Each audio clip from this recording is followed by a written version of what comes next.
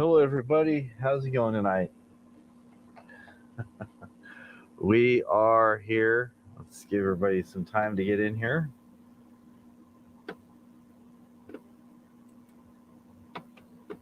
Get over to the comment side here. See how we're looking on the YouTube side.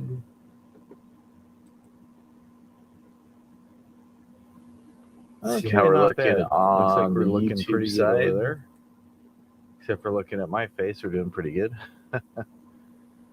See how we're looking on Looks like we're looking YouTube pretty side. Good over there. Mute that. So welcome whoever's here right now. Please let me know in the chat if I sound okay. It's 8 a.m. How you doing, Nicole? Yeah, it was. I know. But we are here, right? We're definitely here. See how this sounds? There's a buzz. Oh, it's my cord. Let me do this. There we go. Get rid of that buzz. It's only 8 o'clock on a Saturday. And it's 12 o'clock here. I broke rank and had a rock star this morning because I didn't sleep very good. I got about 2.5 hours of about 3.5 hours of tossing and turning sleep last night, and had a rock star, and then took a couple hour nap, and I go, oh, all right, it's Saturday, and I'm like, oh nope, it's I get ready to stream here pretty soon, so that's what happened. Hello, Robert, welcome. You just tired? Yeah, I'm tired too. We'll see how long we can keep this thing going, but it's going. We're plowing through, getting things done, representing Iron Maiden, one of my favorite bands that's been around forever, since the late 70s, and they're still putting out stuff. It's amazing. They still sound good. They keep improving with age. You know, I like them at least. I guess that's really how I judge my music, whether I like them or not. So, I mean, I respect people who get out there and make music until 7, Robert. We'll see how long this goes. Because if it starts lagging and everybody gets bored, then that makes me bored, and I'm just like, yeah, it's time to wrap it up. But if we keep people on here, we'll go till. We have gone till 5 or a little bit after 5. I like to try to shut it down by 5 o'clock because I got things going on. I still have a life. I'm not a full-time YouTuber, and Saturday and Sunday is about the only day that I can take care of my errands, and I usually need both days to do that. Usually got a lot of things to do. I think I'm doing some painting tomorrow. I know we still have some painting on the outside of the house to do a little bit of touch-up, trim and stuff, and changing colors in one of the bathrooms or something. I don't know. We'll figure it out as we go. We always do. And then there's the unforeseeable things that always crop up. So sometimes, things happen, and that's just the way it goes.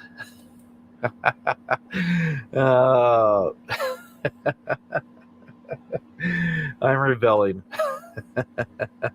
I'm starting my own coup. It's called Me, Myself, and I.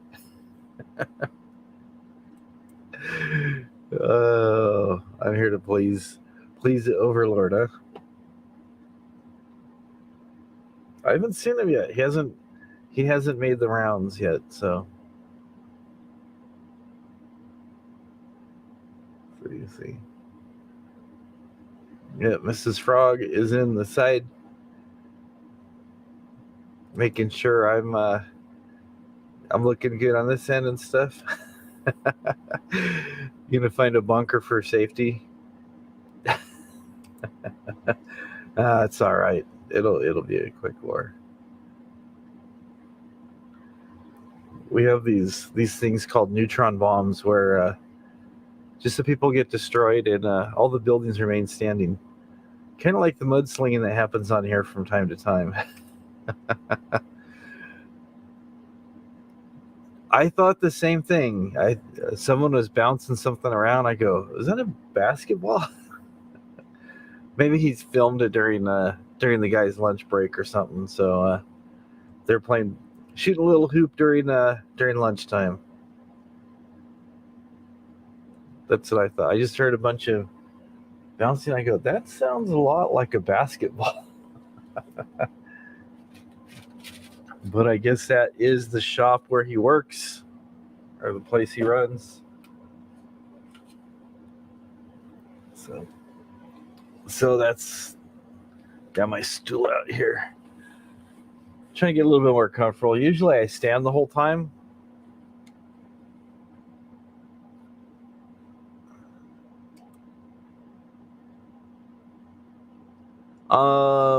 A tribe called cookies4.com, I believe. If that's the one you're referring to. There's a lot of people that get referred to that on here. Whether it's the drama community, Boit, or all the other sub-communities that make up this wonderful thing we call the YouTube. And squeaking shoes. Yeah, I heard the shoes too. I was like, okay. They must have just waxed the shop floor or something. I don't know. Or it's got a hardwood floors. Maybe there's a sign that says no marring shoes on the shop floor. No marring work boots.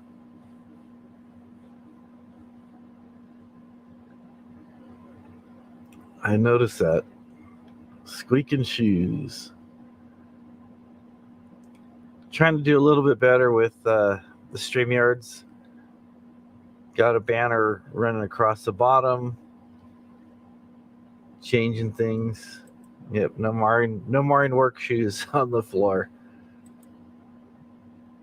So I'm not sure if I like the bubble, the default one. That one's all right. Yeah, maybe I'll do that one tonight because usually I just do the block. Wait, where are we at? Yeah, I usually just do the bubble. I think either the bubble or the block. The block I think is what I do usually. Or there's a minimalist one where it's. And you can change the colors. I'm not sure what branding color I want. I just thought blue would be nice for tonight. You know, I had it kind of a forest green for a long time, so I figured I'd do something a little different there. And in honor of the self-imposed war, let's put that up there for good measure. That looks nice. Let me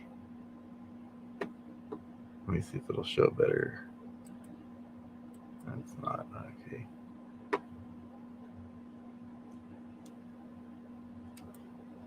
I'll just remove that. I'll remove myself.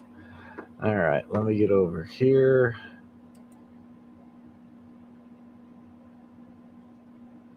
To branding, remove that. There we go.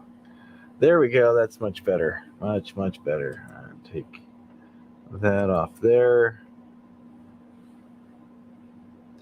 Yeah, I've learned that there's some new things that are going on with StreamYard now. They've changed some things where you can have, if you pay for the pro version, which I'm not because I don't use it enough to do that. There's a lot of features you can have. You can have like guest administrators and stuff, so you can allow people to have control of your panel. So if I had to step away for an instant, like let's say the neighbors needed a midwife for their hamster, I could go over there and assist. While Mrs. Frog having administrator control, she could let people up and down on the stream. She could change things, play some videos. She could do all the things that I can do, is what I'm trying to say. Which is kind of cool. You know, it's kind of cool they do that because sometimes it's easier to have someone behind the scenes running things, and in that way, I know for me, I get distracted by all the things that are going on. I'm watching the words as they go by.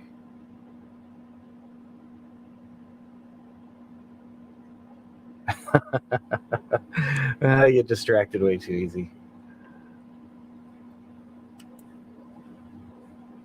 Some banners. I just threw that ticker up there. I got another one here. We can hide that. So if I want to tell you guys a story, I can go, when I was a young boy, and people are going, oh, not again. We hate these stories.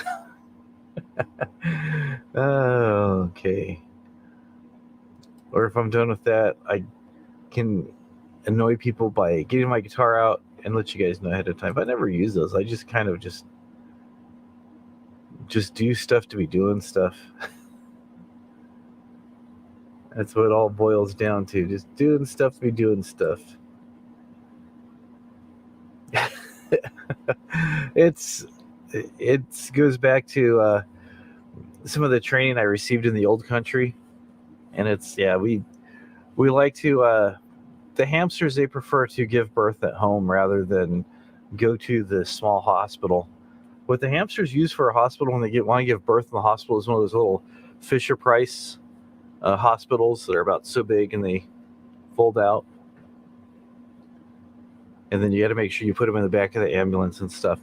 But they prefer home birth, so I just crouch down there next to the pile of shavings and I coach it through, and I kind of guide it, usually just gently with these two fingers right here, just kind of guide it out and stuff. So it's amazing. Hamsters give live birth, whereas like mice and rats and stuff, usually they lay eggs. That's why they always make a nest. But yeah, that's fine. And what am I doing for wayward cats? I wasn't gonna say anything, but you put me on the spot. Yeah, I do knit jumpers for the wayward cats that have had a rough life. I do. They're very appreciative, Yeah, they're jumpers. It's kind of hard to get them to wear the jumpers because they're kind of skittish. They're not really sure. I mean, if you have like a poodle or a Pomeranian, it seems like they're kind of more inclined to put on the clothing, but cats just kind of have a mind of their own. But it takes a while to build a bit of a rapport with the wayward felines, and then you can kind of get them to wear the jumpers. They usually prefer a 3-button cardigan. The pullovers, not so much. The zippers are usually able to get out pretty easily, but the 3-button cardigan, it fits well, not too tight, and it looks stylish. So they do like that.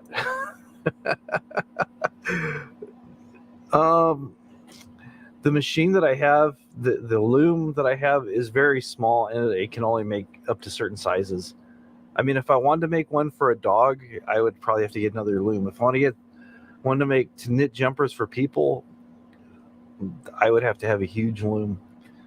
I had an incident with the crochet hooks, and I can't use the crochet hooks anymore because this happened to me. So I can't use the crochet hooks. Oh, hello.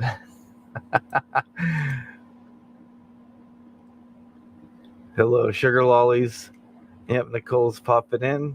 It's always good to see Nicole. Usually she comes in later, but today she's was the first one here. And I have, sometimes she's busy doing stuff, so it's so good to see her, the first one here. Hello, Skewy. Thank you for coming in to say hello and good night. You always say good night, and then next thing you know, I see you in the side chat later. So it's always good to see you. Thanks for coming in, and if you do come in later, we'll still see you and say hello to you. All right. He stays here for a while. He just kind of hides out in the shadows, and it's kind of like I've got Mrs. Frog on the front lines watching out for everybody, and he's kind of like the tail gunner watching for all the enemy planes coming in the back. So he usually hides in the shadows. Nobody knows that he's here. I'm gonna be right back. Oh wow, I'm sorry to hear that. Okay, hopefully everything's well.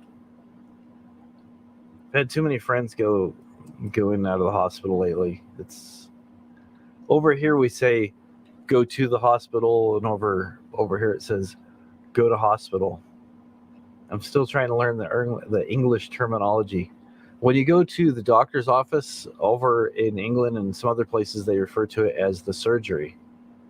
Whereas what we call going in for surgery, they call going into theater, going to theater, or operating theater. So I kind of like their phrasing better than ours. It just has a certain flair to it, a certain je ne sais quoi. It just, I don't know. It just sounds better. So hopefully all is well with your mom, and she'll be back soon. Yeah, the doctor's surgery is the office, and the hospital is quite different. Yes, yes. I think I like when someone's going in for surgery. I think you guys do have theater. Oh, as a precaution. Okay, okay. That's always good. Yeah, I've had some friends go in for different things and stuff. A lot of people my age, they have to go for the where they look around your insides. They give you the colonoscope. So okay. Hopefully that'll pass with flying colors, and she won't have too sore of a throat. Because I know sometimes when they do stuff like that, it's more of a nuisance than anything. So hopefully that'll be fine. Okay. Hopes your mom is A1. Okay. So there we go. Yeah, it's what we're here for. Rather than throwing the mud balls at everybody, we're here trying to get along. We're trying to make this like a non-dysfunctional Thanksgiving type of group. Yeah, the in Scopy. Yep. Yeah, that's a friend of mine calls it up Periscope. Okay, you gotta have one up your nose. Sorry to hear that. Sinuses, or because I know usually that's what they do it for is for sinuses, or looking at airways, or just kind of looking at it, just kind of looking around. Yeah, that's we try to keep the fighters off to the side.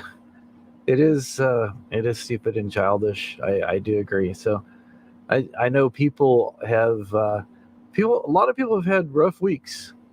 I try to make this as a little bit of a respite, so people could come in and kind of like the neighborhood pub where people can come in, and I don't provide alcohol or anything here because it aggravates my Tourette's, but I like to think this is a place where people can come in and just have a bit of a chin wag.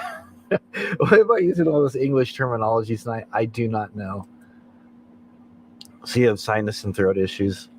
I've had allergies ever since I can remember. Always taking medication. Some nights I sound better. Tonight I feel a little congested, not too bad, but sometimes. And yeah, I've tried using all kinds of stuff. Usually, cough drops, menthol, and stuff kind of helps a little bit. But yeah, yeah. So it's. I tried using the neti pot once and nearly drowned. I had to ring for a lifeguard. It was terrible. Yep. Yeah, no drama here. Yeah. It's not bring your own. Yeah, bring your own.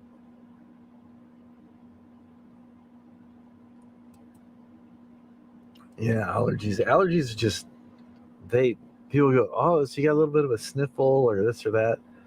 I used to get sinus headaches, just pressure so bad that they'd eventually turn into migraines, and then next thing I know, I'm vomiting and stuff. So this is a lot worse when I was a kid. I've been dealing with it better as an adult, so it's at more levels. It's true. It's true. Drowning by the neti pot wasn't pleasant. It was not pleasant. But we go, oh, you see this? So I tried it, and I'm like, I I had so much water in that thing. I think I tried using it too fast, maybe. So I had it. I was actually doing more of a lavage from like my whole head. I had water coming out my nose, coming out my mouth, coming out my ears, coming out the tear ducts. It was well, not the tear ducts, but that was maybe it was just from choking. It wasn't a pleasant experience. Let me just say that it was not up there of things that I would like to repeat. Okay, no worries. We'll see you when you get back. We'll still be here. Hopefully. The internet looks like it's still working. Let's check the YouTube side on my end here real quick. And look what we got here. Hey, it looks like, wow. Who's that old guy on my screen? Oh, wait, that's me. Never mind. That's me. Sometimes I scare myself. I go, who's that old guy on my monitor? Oh, yeah, that's just me. That is just me right there. So hopefully everybody's had a good week, or at least a week that was tolerable. I know sometimes people have a week that starts off good and then just goes down the tubes, and other times you have a week that just starts off rough and it's just one rough patch after a rougher patch, and then you're just like, yeah, I can't wait for Friday. uh, my week was all right. It was good. It was just I had some things going on. Went to bed later last night than I planned to, so I had to resort to drinking a Rockstar, and it was one of those sugar-free punch ones, which isn't too bad. You can get it down and don't have the extra sugar, so yeah. Mostly, I started drinking those just because they're sweet, and used to do that. Used to drink those to kind of help with sinus headaches, actually. A little bit of my ADHD kind of helped keep that in check, but mostly just sinus headaches. Drink that stuff for. Who's that Indian on my teepee? It's me. It's me. uh, what is that from?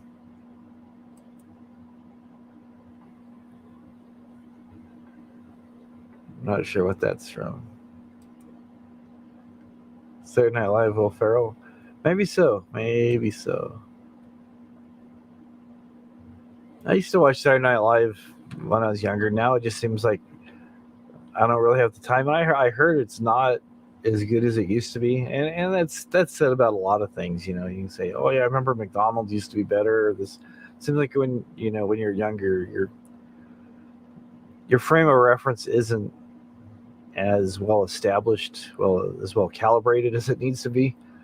But I just heard that Saturday Night Live's kind of just gone more for more of a political angle rather than just straight comedy. So I don't know. I just usually it's like I get busy doing stuff, and then it's like I'm usually on here or helping Mrs. Frog with something, and then it's like I'll look at the time and I go, oh yeah, Saturday Night Live's on, isn't it? It's like, nah. Oh, it was when you did the cheerleader skit with um, Molly Gallagher, I think that was Mary Catherine, going sniffing her fingers after she had them under her underarms. Yeah, comedy. Yeah, when you meet, I don't know. It's just like there's that fine line. If you have comedy that's too PC, then it's just like I don't know. It just loses something. Comedy is usually known for having a little bit of an edge that kind of keeps you just that much off guard, and you just a lot of times you hear something, you go, I can't believe they said that, but that's yeah. Okay, Mary Catherine Gallagher. There we go. Yeah, yeah. But yeah, comedy. comedy's changed so much over the years. I remember when I was a young boy, we used to go to the Coliseum and we'd see the people with the masks and they'd change. And all the Greek plays were put on by this guy who came up with this tonic to change your hair color from gray to its original color. It was the Grecian formula that the guy came out with. I'm aging myself talking about the Grecian formula, aren't I? Oh well. I'm not trying to hide my age.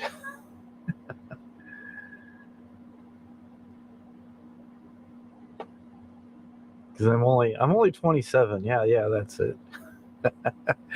Oh man.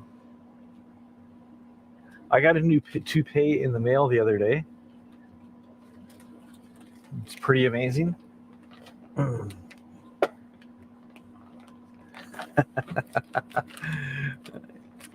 Yeah, of my hair. Yep. I got a toupee. Let me put this on for you guys. So it's pretty amazing what they can do with technology these days, and I'm trying to get this thing out of its protective case.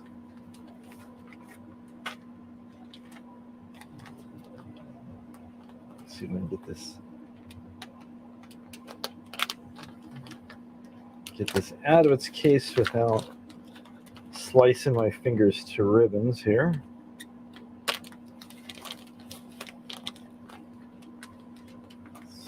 The magic of the internet, right?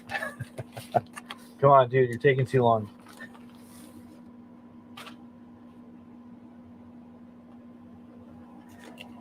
Alrighty.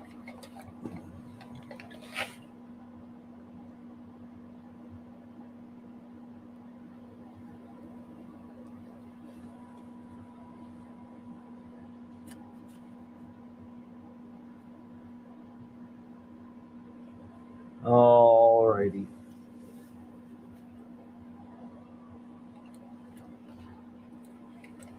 There we go. How's that? I got my toupee on. Whoa, dude, what's going on, man? Whoa, dude, this is Iron Maiden. All right.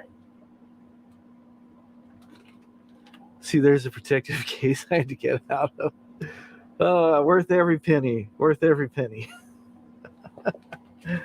Oh, man.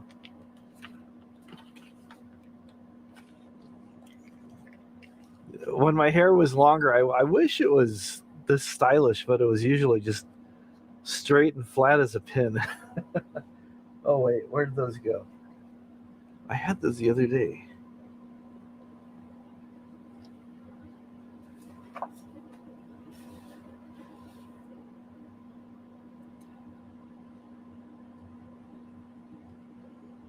Oh, now I can't find them.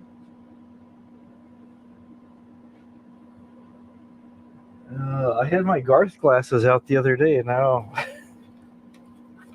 Oh, here they are. Here they are.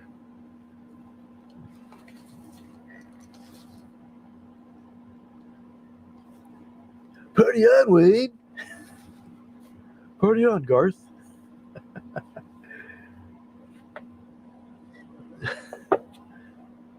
And I don't know where my drumsticks are. I could have those too, so...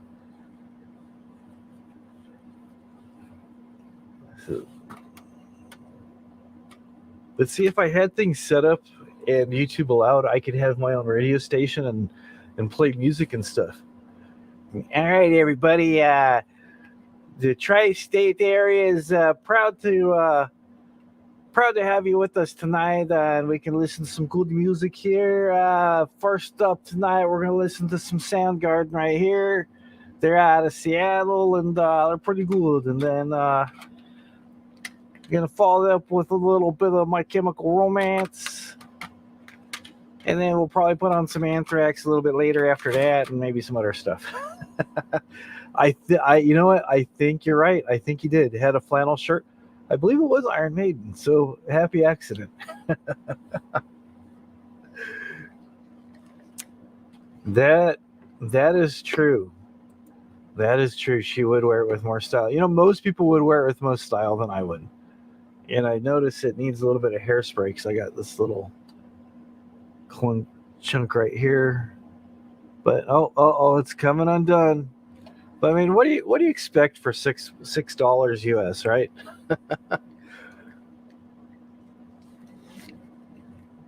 What do you expect? And then, oh no, we're having an emergency here. That's never good. That's why I never wear headphones with wigs because it just and these high dollar wigs they do shed a little bit.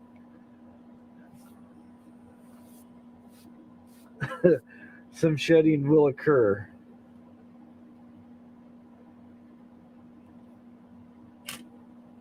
So there you go. That's. I think Garth did wear an Iron Maiden shirt though, like you're saying. But then I can change. Is this the right wig? I've got a few wigs around, so just like that. This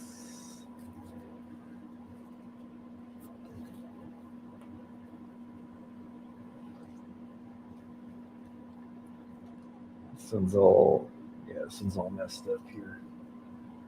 I don't take proper care of my stuff. Sometimes it gets all messed up.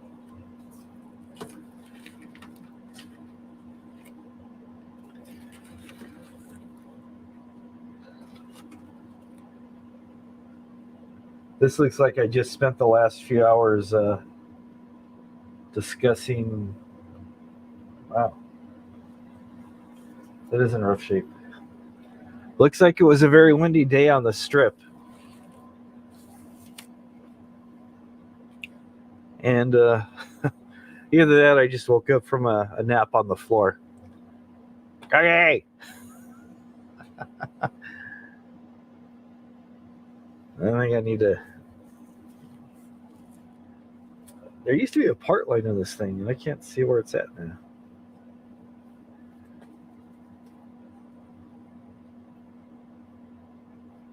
Oh, there it is.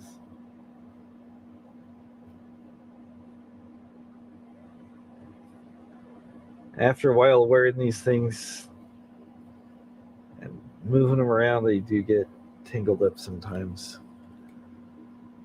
So put this one right here. Put it off to the side. It is Cookie's hair. Someone's gonna think I scalped Cookie. All right, I always have extras of stuff. I try to buy extras of stuff. If it's relatively affordable, I'll do that. Let's see. Let's see that. There we go.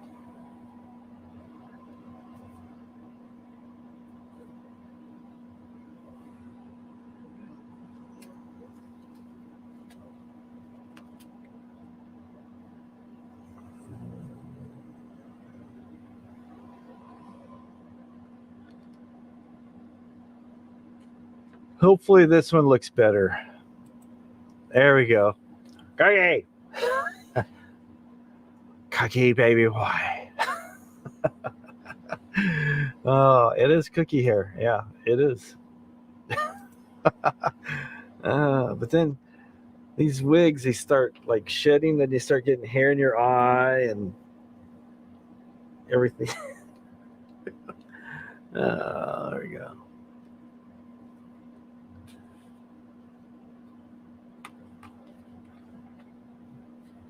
But I'd have to have like a different shirt, like My Bloody Valentine or something that I can do this.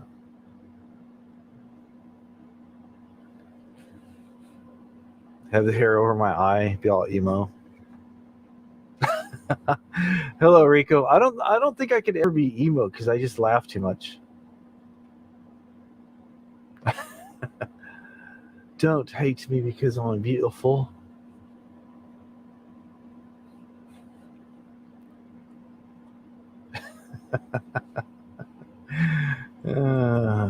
make his face the camera. Oh, man. What you got to do to entertain the kids around here, you know?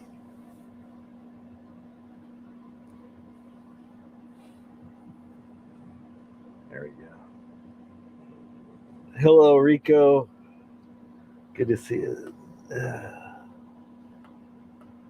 Be right back. All right. This one, I actually had one of these. I got to get some more of these. I've got more of these somewhere, but I always put them somewhere. So then I can put this on a stand and like interview it. So tell me.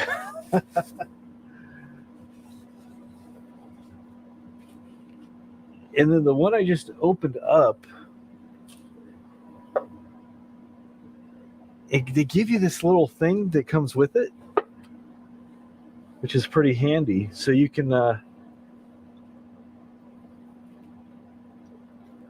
it comes with an extra feature. You put this on, and now you're a lunch lady. With your lunch lady arms serving up the sloppy joes.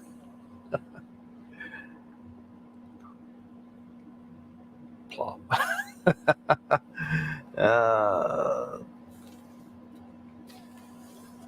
Usually they're dark in color, but this is a hairnet.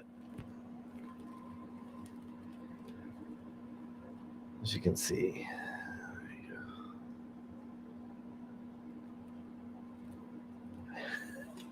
Uh-oh. What? I'll be right back. I'm all tangled up. Ah, just kidding. Can't keep me down. Can't trap me like that. The lunch lady's your favorite? There you go. There you go.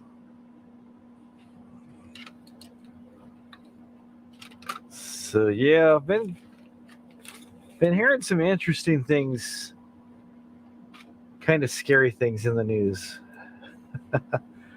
Tribe, is he in here? I haven't seen him. Alrighty.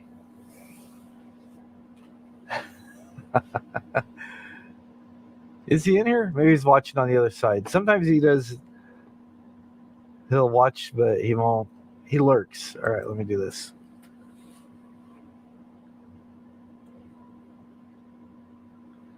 Let me do this. Maybe it's easier if I put the glasses on first. That might be easier.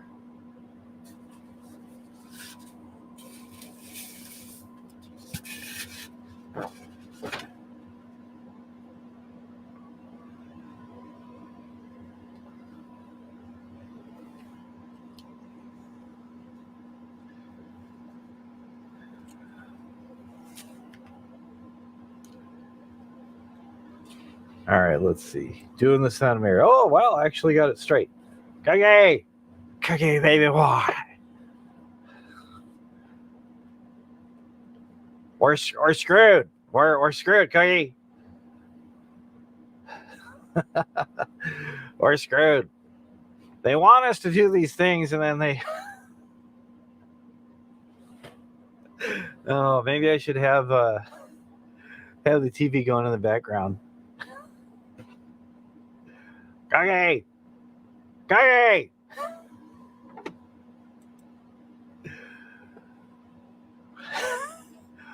Cookie, baby boy. Oh.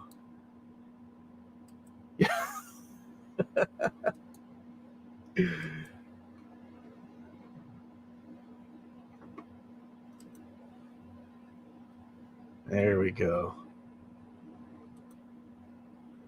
Cookie. Cookie, I am working on the stadium. It's been a long time. Still not done. I can't do that laughing.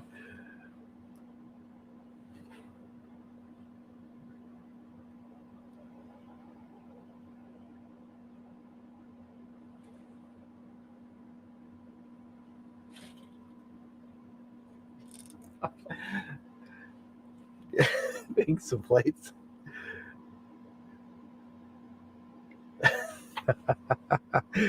Bang some plates together, set the microwave off. There you go. Okay.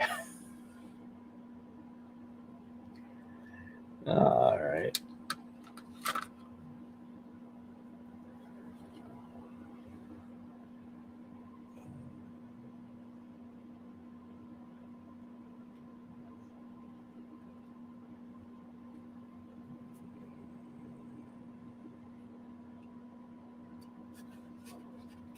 Sit that down over there. You know, I feel like the guy from, I don't know if anybody's seen that movie, Enter the Dragon with Bruce Lee, but the bad guy where he takes off his hand, he has like all the different things. He's got like the blades and the bear claw and stuff. I don't have any hair, so my wigs are like my weapons.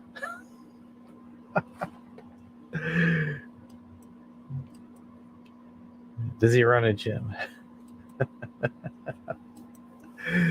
Oh, man. Do some Kelly cooking? No. I don't have all the horseradish and other stuff, so. He is more of a gourmet chef than I am. With his blue cheese, bacon, broccoli, and mashed potato burritos, or whatever he's making these days. A blue cheese and pot sticker burrito. Cookie!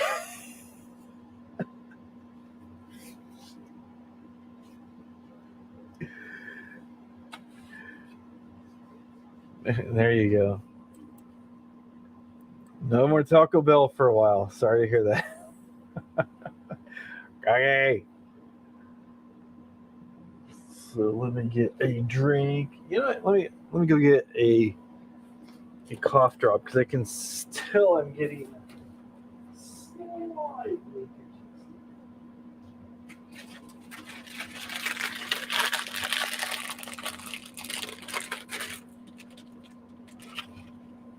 It'll help me sound better.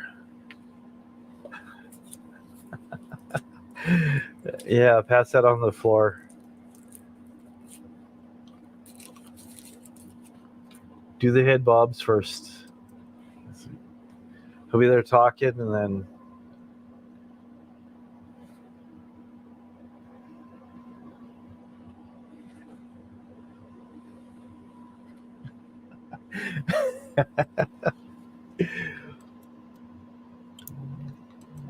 yep, there you go. Just like the real thing.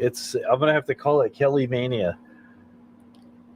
Just like the real thing, but different. Kind of like the whole Beatlemania craze.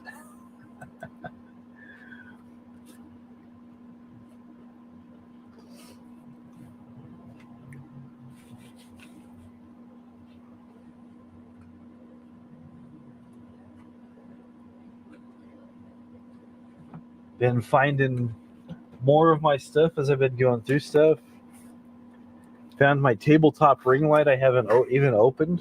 I don't remember when I bought this.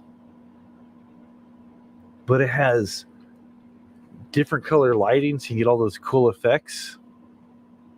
So you can change colors or the brightness, the intensity, actually the color tone of your whites, or you have different combinations of colors and stuff. So there you go. Show my butt pants.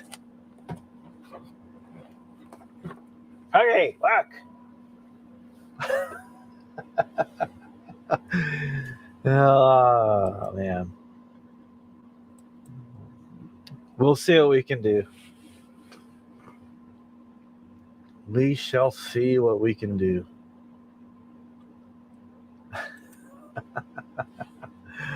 There you go.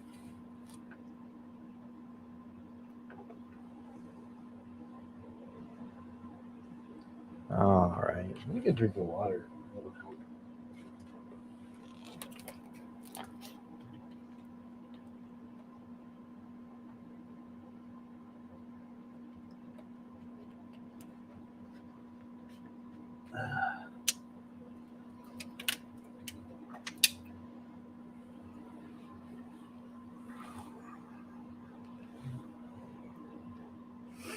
maybe that'll help a little bit. Yeah, I think I'm sounding a little better. So just a couple cough drops help me feel like I can breathe again.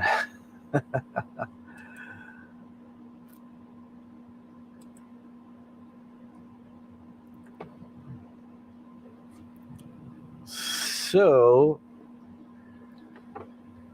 as a quick segue here, getting into some news. I heard about this today. Share this here.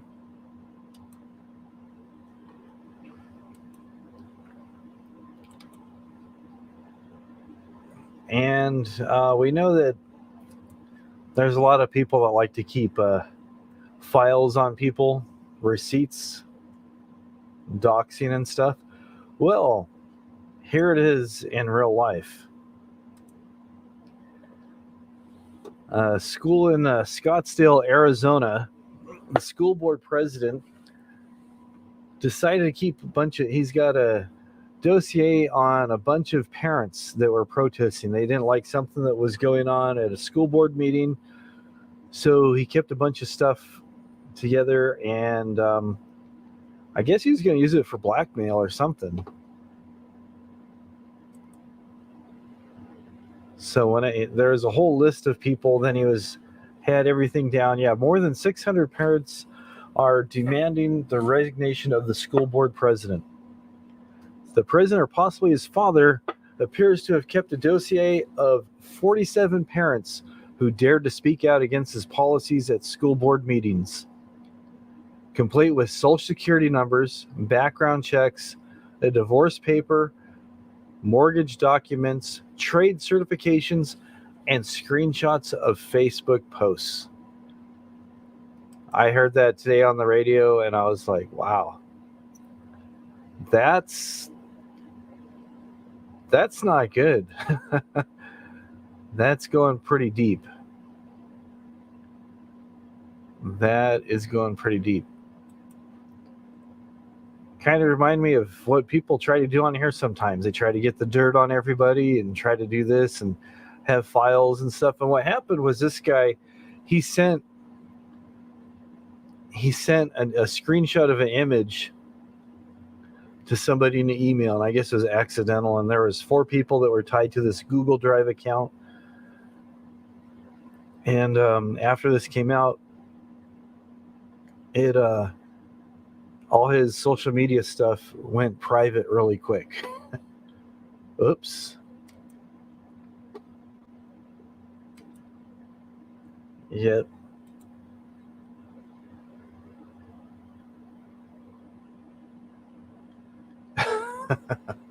No, we're not talking about politics. That was just like local Scottsdale, Arizona news. Yep, I heard about that, shutting off pipelines and different things, and I don't know.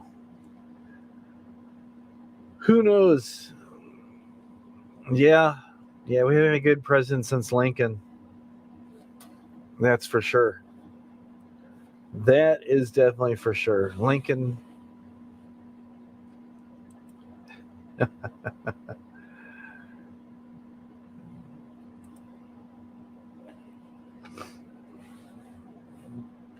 They've been dealing with Megxit over there. Megs and Sits, was it?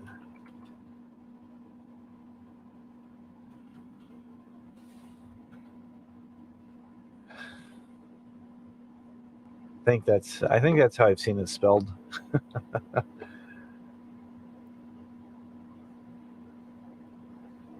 The whole murky Meghan Markle and Prince Harry.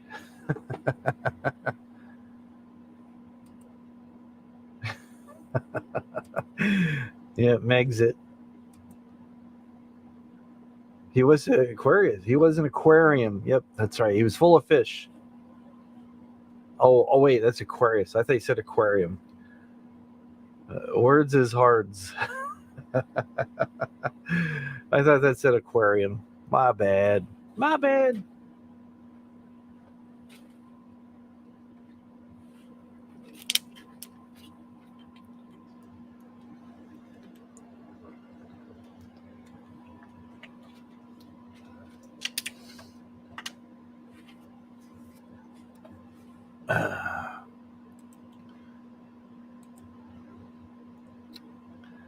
Yeah, that's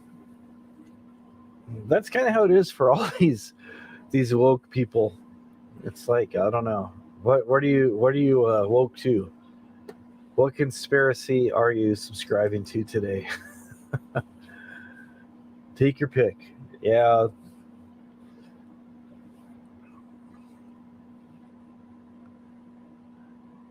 it'll be telling in time to come to see what kind of things happen and how they'll be able to recover from all the damage.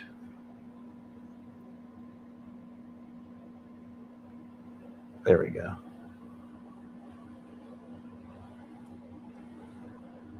It's looking good. Every once in a while I see it and it starts to kind of flicker and blur out. So looks like we're doing good. Looks like we're doing good. Yep, Harry. It's because he's a ginger. It's no, just kidding.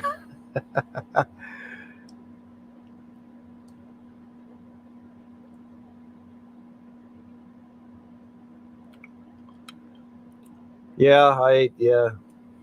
Harry, both the boys, shouldn't say boys because they're men now. You know, they're getting up in years. But yeah, they were just seemed to be somewhat normal. But then yeah, I don't know. Don't know what's going to happen with all that.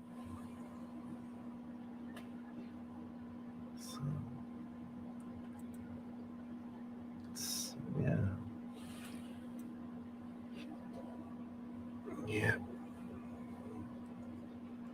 Maybe Will and Harry should come over to our stream and we'll help him mend the fence.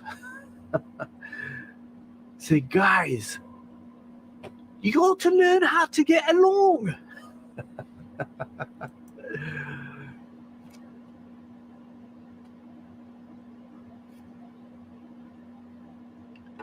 Little Queenie, yeah.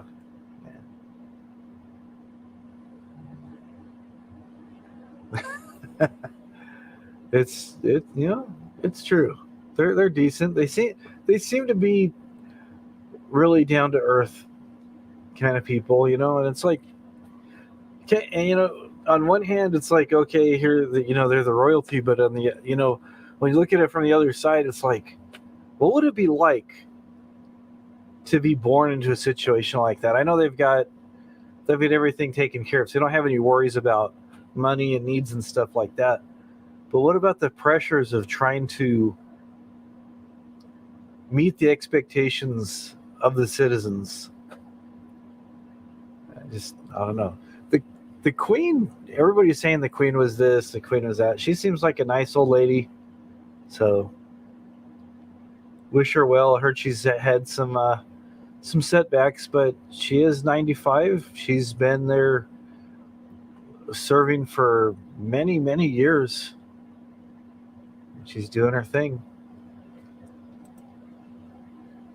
Oh no! All right, Robbie.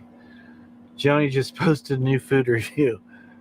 I got this pizza and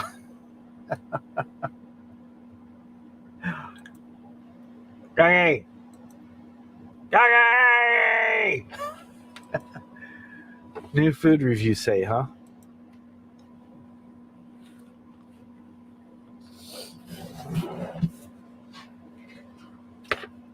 All right, let's see what we got.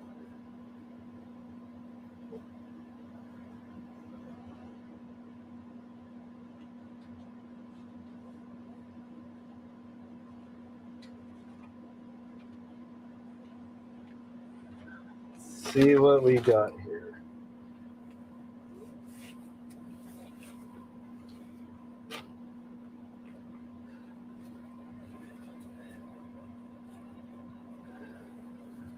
See what we can do here.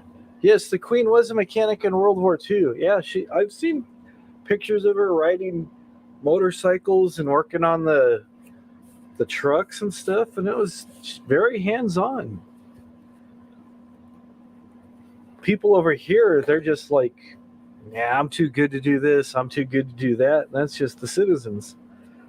But she was always setting the example for a great many people, which is always good to see.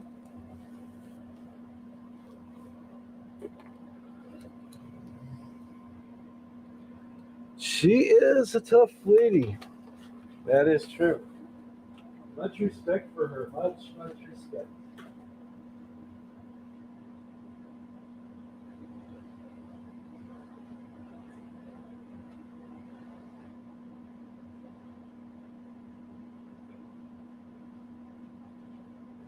Much respect.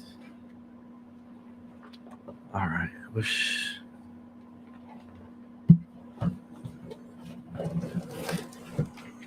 All right.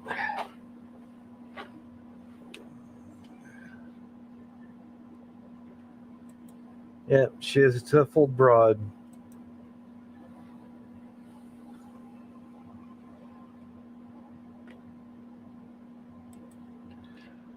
Well, this isn't quite straight.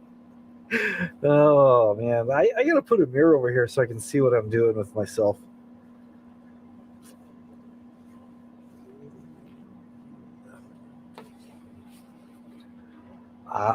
I got this stuffing, stovetop stuffing. It's kind of like what some people call dressing, and this is turkey flavored, kind of like turkey, and it's made with real turkey broth. Mother likes this when she's not busy eating my cheese explosion with the chips, and she also likes the bean soup as long as we put a tater in there, because it gives you gas when you eat the bean soup with no taters. This is the stovetop stuffing mix. It says right there on the thing, stovetop stuffing, and Mother really likes it. Sometimes we follow the recipe on the back and make a pot pie. It's like a turkey pot pie, but there isn't any turkey in this box, but it's turkey flavored, and it's made by Kraft, and they make some pretty good stuff. And I apologize, I'm using a different camera. It's not as, let me see if I can fix it. So wait, so this is what I'm showing tonight is my oh man. That's usually how the camera angle is. And the turkey flavoring is just, it's better than the real thing.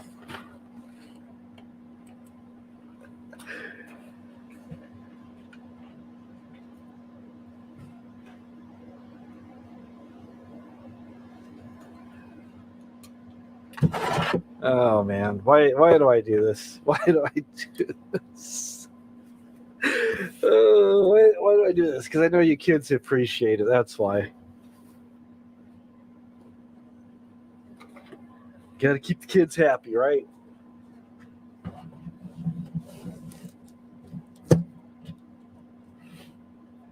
I feel like I'm the clown who got hired to do the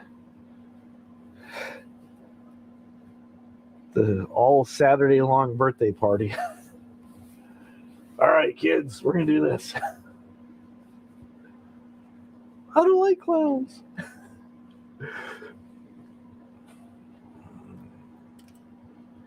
All right, I'm back. What did I miss? I stepped away for a minute. This crazy lady came in here and was showing turkey dressing and stuff. Oh, there you go. Let me fix this here.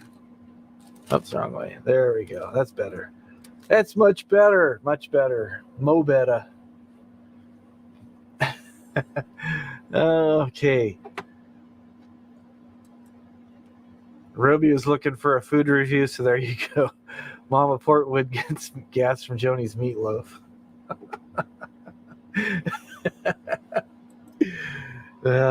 From too much pepper, too much.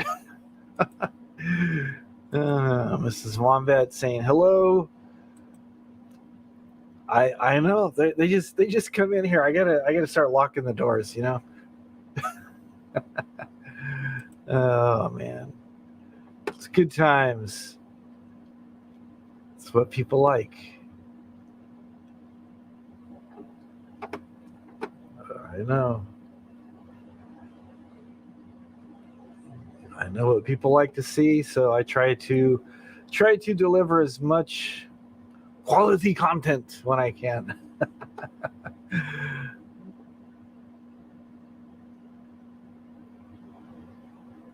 It's all about the quality content.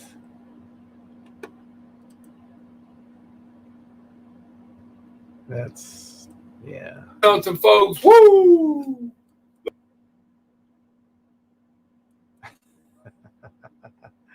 Oh man. Turn that off. There we go. Yeah, just on here, just cutting up for you guys. And let's see. Let me check that out again. Oh, it's blurry. Curses!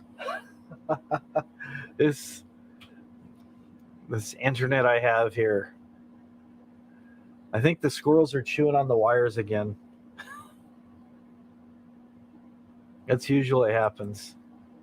Squirrels get in there, start nibbling on the copper pieces. I think the reason they do that is the wiring, from what I've heard, it has the insulation that goes over the wire is a soybean based, and it's like something that they really crave.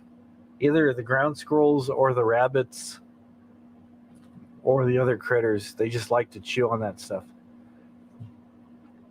I don't know how it is for most people, but I know around here we gotta replace the plug wires in our cars from time to time because those darling little critters have got in and chewed the wires right down to the boots.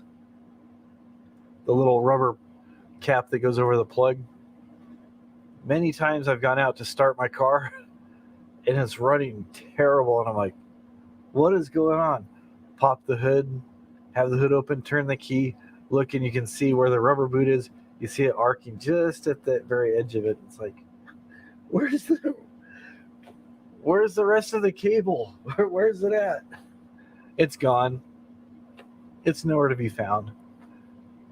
They've just chewed it all the way down. Everything, even the copper wire. I know some of the wires now, they just kind of have like silicone right in the middle of them. But it's like, even if they're the copper core ones, it's gone. All that's left is the rubber boots. It's just, I guess, because it was too hard to chew on, it was just kind of too squishy, so were left behind. So, yep, that's one of the unfortunate things that happens around here. Animals, sometimes mice too. Mice will get into stuff. You and Nicole go way back. She's kind of a YouTube dignitary. She's been around for a while, a lot of streams. She goes where she pleases, and people say, "Oh, Nicole's here," and she just casually goes in and does the queen wave to the citizens of Voight. Dear citizens of the Voight, so delightful to see you. Oh. Yeah, she's good though.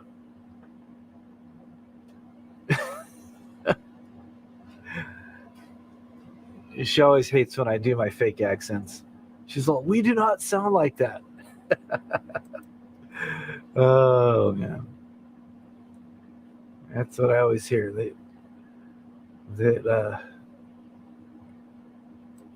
My pseudo British accent is not what it needs to be. Sometimes it teeters back and forth between being like Scottish and English, and then you meet people from England. There's like a lot of different accents there. You've got the Birmingham, you've got the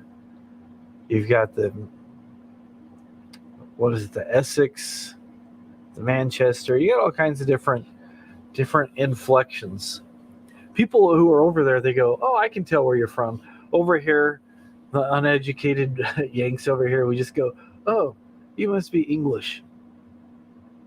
And sometimes we'll go, "Hi, laddie, I'm from Scotland." Scotland English. It's all the same. They're right. No, I'm not English, but I'm from the UK. Oh yeah, Great Britain. Yep. Oh well, I do that sort of thing from time to time.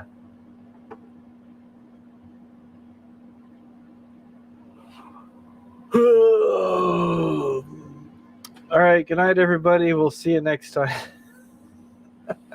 I always do that.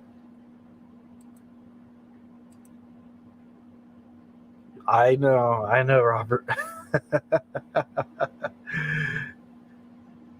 That's how it is for most places. You don't say, like, if someone's from, like, okay, for example, Australia and New Zealand, go, Australia, New Zealand, same thing. Oh no, they'll let you know for the next 2 hours why they're not the same. Did I hear Bonnie likes bald guys? That's why she's nice to me, I guess. I don't know. Mrs. Frog prefers it like this as well, so I do what I do to keep Mrs. Frog happy.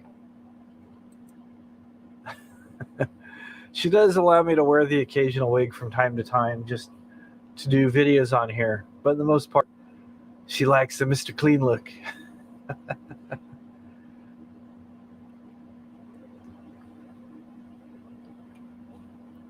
So I could shave this and get like a piercing or something.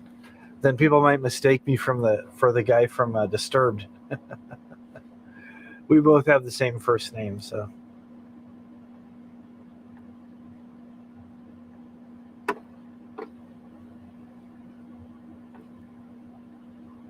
We have the same first name.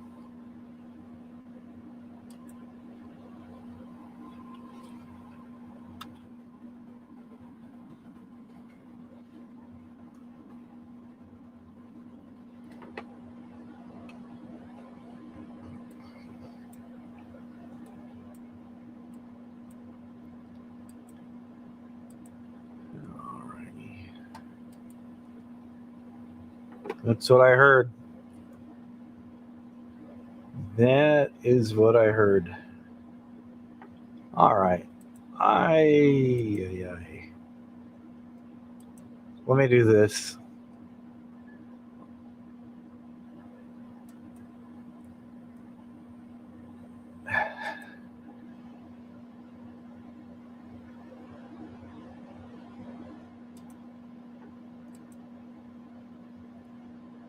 Oh, okay. Just went in for a checkup. Okay.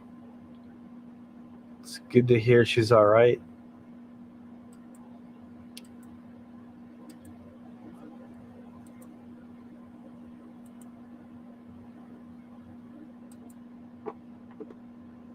Is this showing yet? There we go. So speaking of Disturbed.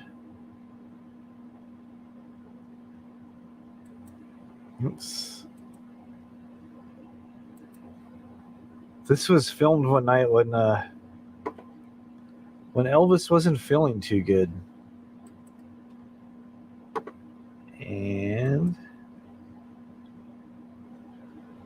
I'm going to go, let's see how this is looking. Is it blurred? It looks all right. Sometimes the thing changes quality. So I'm going to go blow my nose real quick. So I will put this on and I will be right back. I am coming at you on the undisclosed stretch of highway. What is that? Oh, this feels kind of weird. My throat is really scratchy and bad. I don't know what's going on. It's kind of bad. I really hope I am not getting the corona. I think I might need to get some Benadryl in pretty soon. But it's pretty bad and stuff because I'm coughing and coughing and coughing. I do not know what to do. I wish I had some tea to drink, and then I would probably feel a little bit better. So make sure you keep me in your thoughts and prayers, and also in your super chats. Give me the super chats.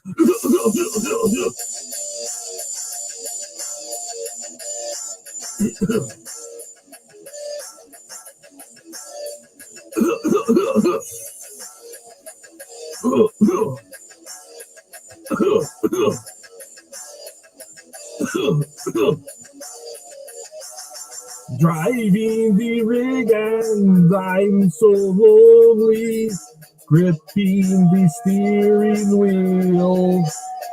In the Lisa Mori, I need somewhere to boondock tonight.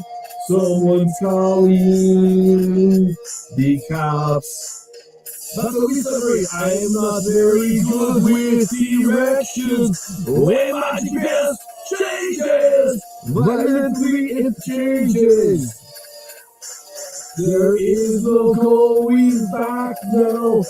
I need some Benadryl in me.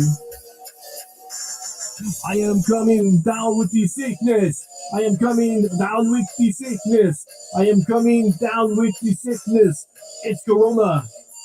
COVID-19. I am coming down with the sickness. I am coming down with the sickness.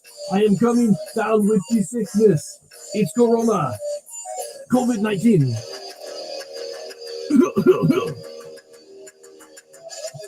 I need your help, my costs, they are rising. You don't know how I feel. You're not an Assyrian king. It seems like my super chats have died. People are laughing at me. I'm your Assyrian king. It seems you're having trouble giving me some money. Giving me some money. Come on. The world is a scary place.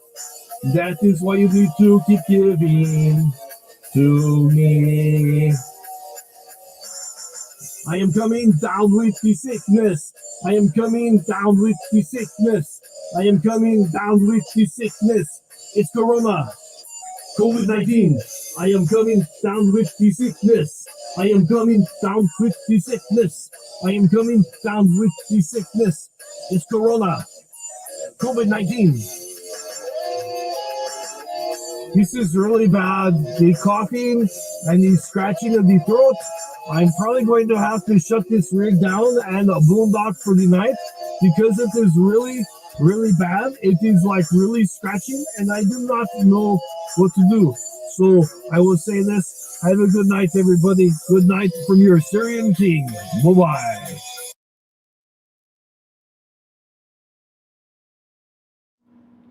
There you go. It's kind of sad sometimes that he's not on here anymore because it was always fun making fun of him. Used to drive him crazy. Yeah, that's what he used to say. He used to say 10, 20, 50 bucks. It's all appreciated. I got to put the gas in the rig.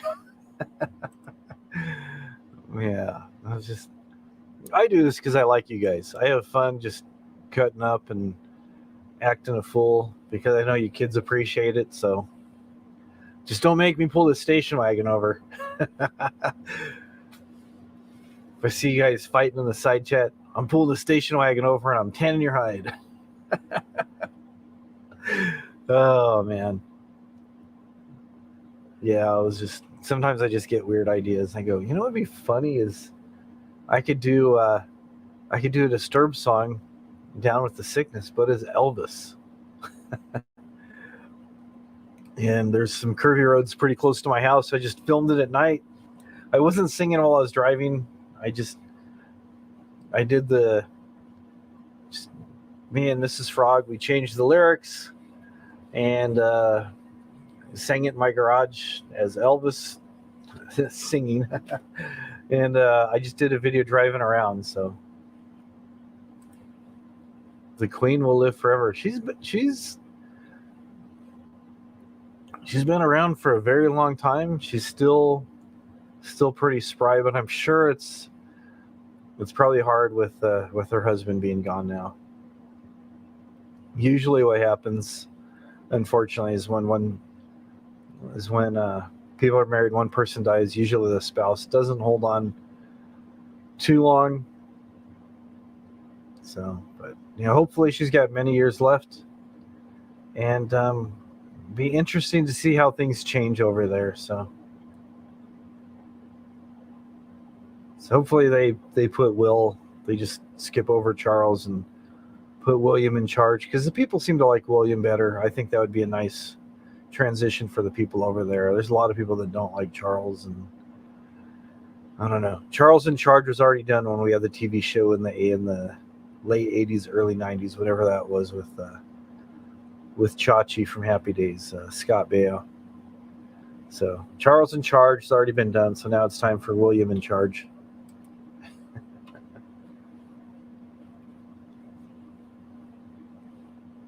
So yeah, we're here talking about the royal family. We can't even agree on who should be leading our country. Oh man, it's a sad state of affairs, this world we live in. So that's why we have YouTube, to help us forget about all that stuff, right?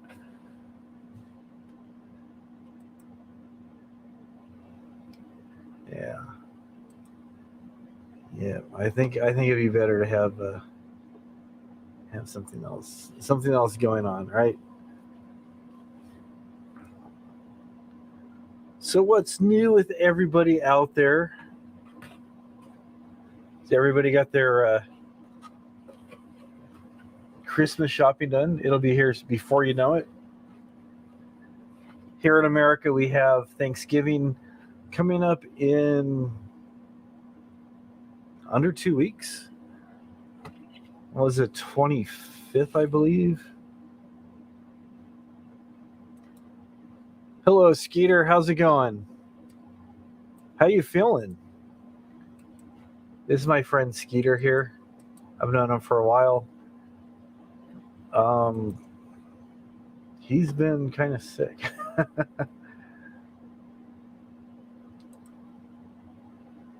So if they're out there, just in case anybody feels like coming up, or I can do the monologue thing. I'm doing fine. I had a crush on Charles in Charge's girlfriend, and I honestly, for the life of me, I cannot remember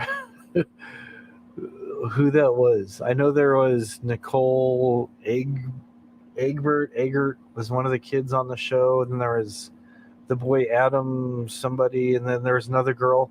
It seems like we always forget the middle child. Maybe that's why they always have such a bad attitude. I don't know. So you're just glad you haven't gone bald? It's not for everybody. It's not for everybody. I was probably in my early 30s, and I just noticed I'd like to go like that, and you get like little hairs, and I started shaving it kind of short and stuff. When the hairline started receding, it happens to a lot of people. Sometimes it doesn't have. There's a few people that are fortunate where they have a full head of hair, and then they can style it however they want.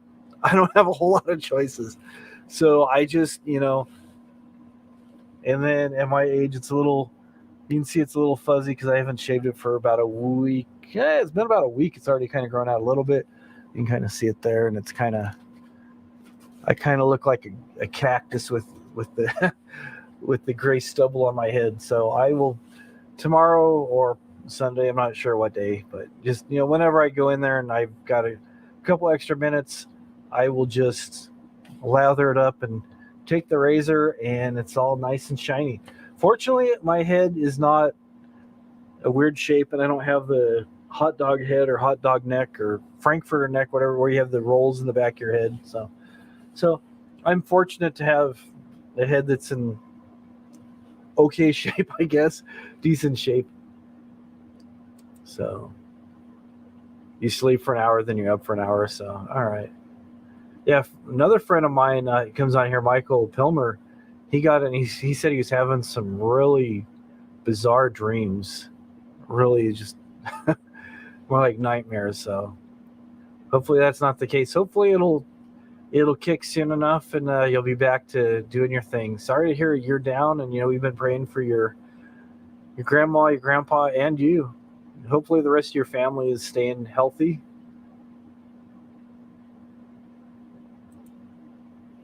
You're overweight, but you can still say you got your hair. Okay.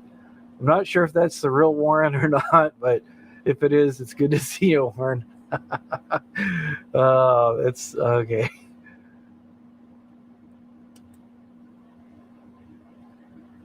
That's a clone. I figured it was a clone. My clone is here saying I'm a clone.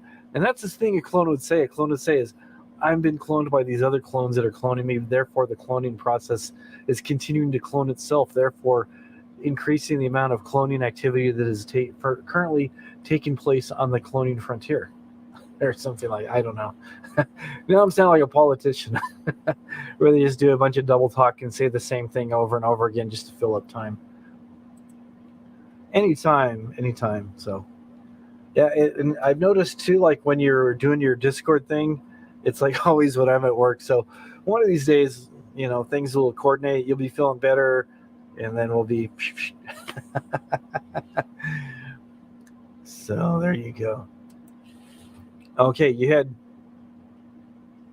wicked headaches when I had it, or when you had it? When you had it is autocorrect. Yeah, that's what I heard. Headaches.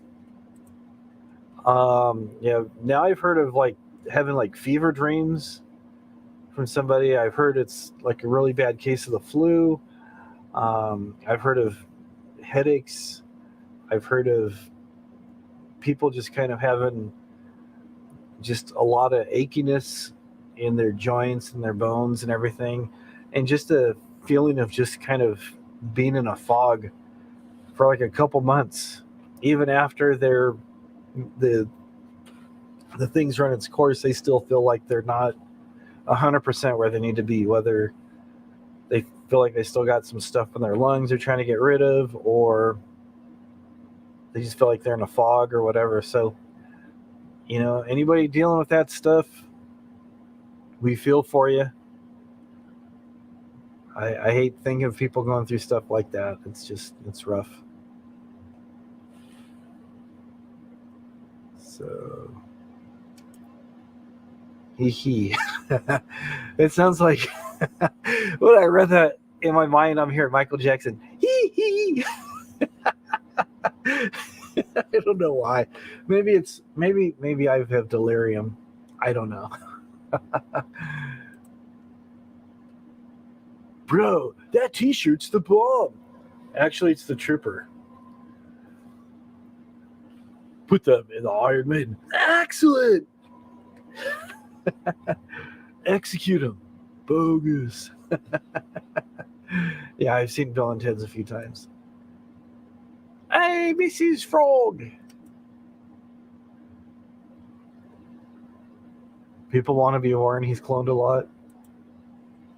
That's what I hear. That's what I've heard. So Warren's a good guy. Hopefully he's staying well.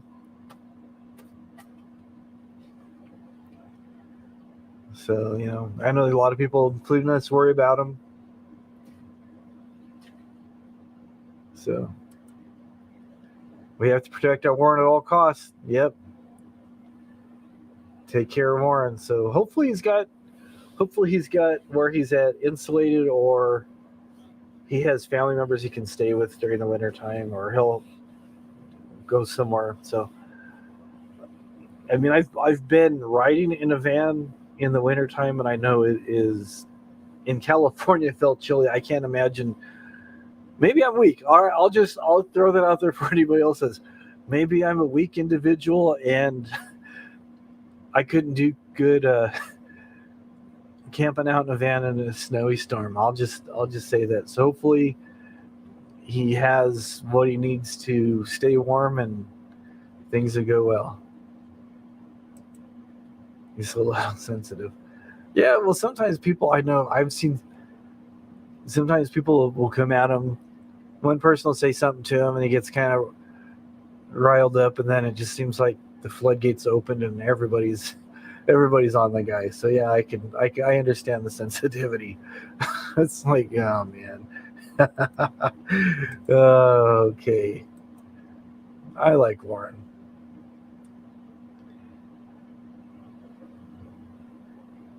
Okay.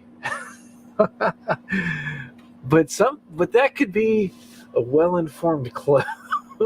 You never know. You never know who the clone is. This is like I feel like we're playing to tell the truth. Will the real Warren please stand up? We asked the game. So tell us a little bit about yourself. Warren number one. But I don't know enough of your backstory to know which Warren would be the true Warren. So as long as you're behaving yourself, we'll be all right. You bought Milo some snacks. Did you buy him some ham? Sorry, Boris isn't here. That's why I said that.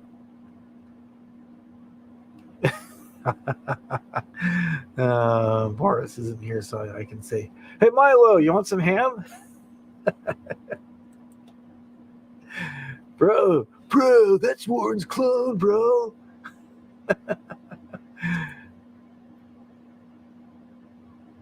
Yep. Nichols is in here.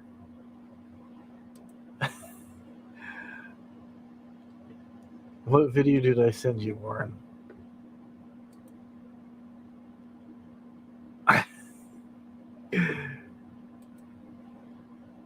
That's not specific enough. Oh, now the clones are in here. Send in the clones. Send them right here. Oh man. I don't know. I don't know what to think. I don't think they're doing anything too bad. The clones are sometimes the clones make things more interesting. I just need the viewers, man. I'm desperate for viewers. I'm so desperate for people to watch me. Oh man.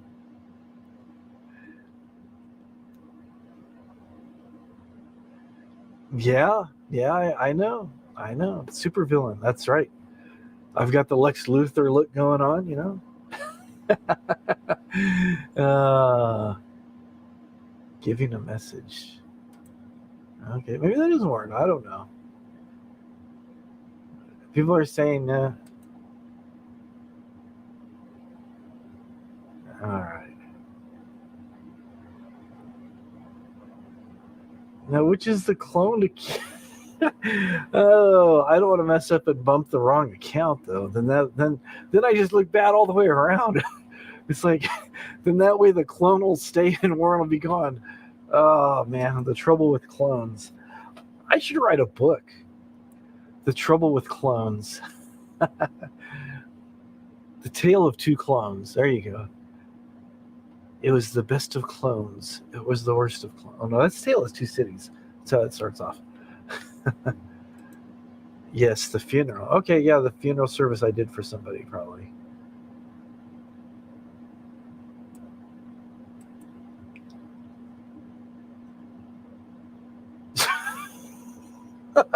Oh, that's something I don't want to see. I don't want to see anybody wearing a mankini.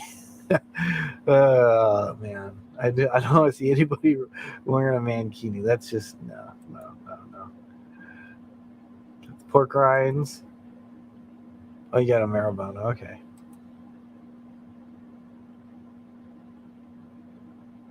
The one that commented below. All right, let me get to the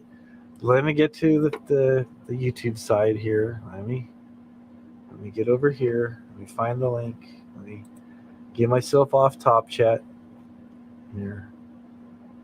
All right.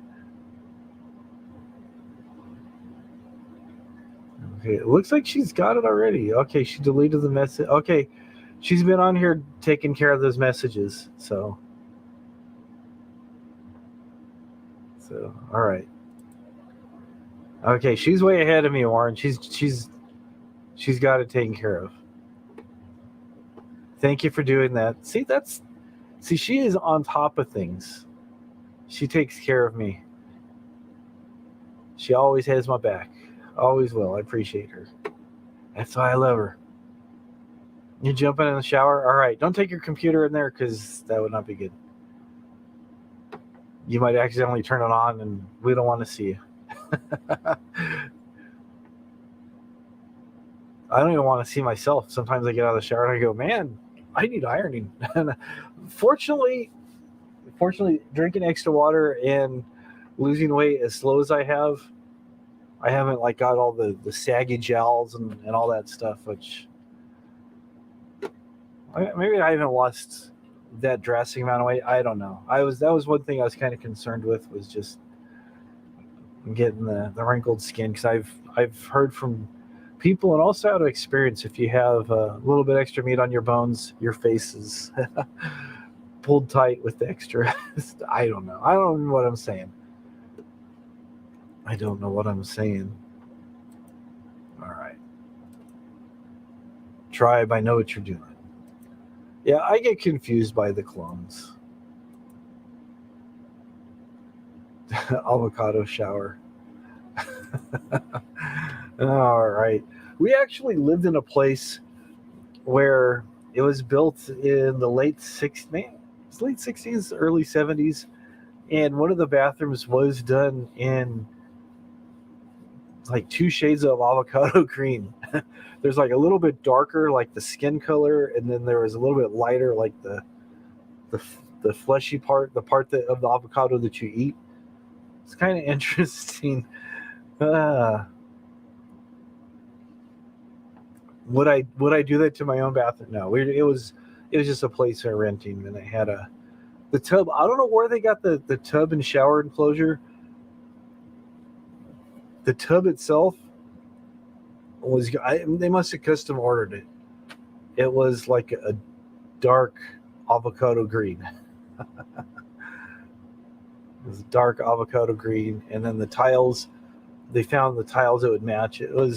They did a good job. They paid attention to detail, but I don't know.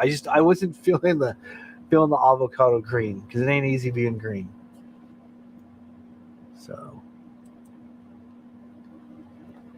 no, we enjoy having you here, Warren. Yeah, you don't need to leave. Who's cloning you now? You guys stop cloning Warren. Oh man. I know sometimes people start cloning people and go into other channels and cause trouble and stuff. So yeah, I think they're just trying to have a little bit of fun, Warren. Sorry about that.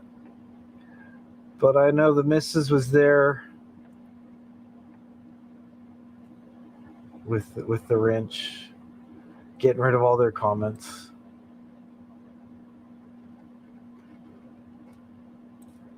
I get along with just about everybody for the most part. I mean, if someone's being like super nasty to somebody, we'll bounce them. But yeah, I'm looking. I don't. Yeah, it looks like the comments.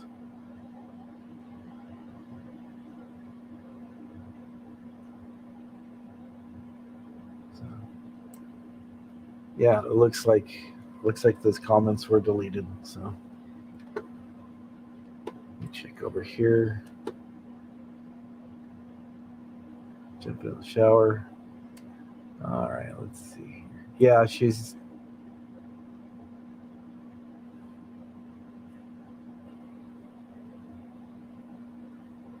Oh, and then again with the retracting of messages.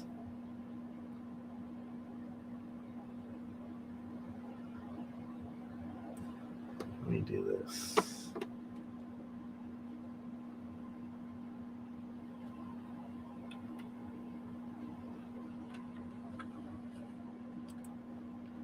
Yeah, but if you scroll up in the live chat there, you'll see that she's been deleting the messages. So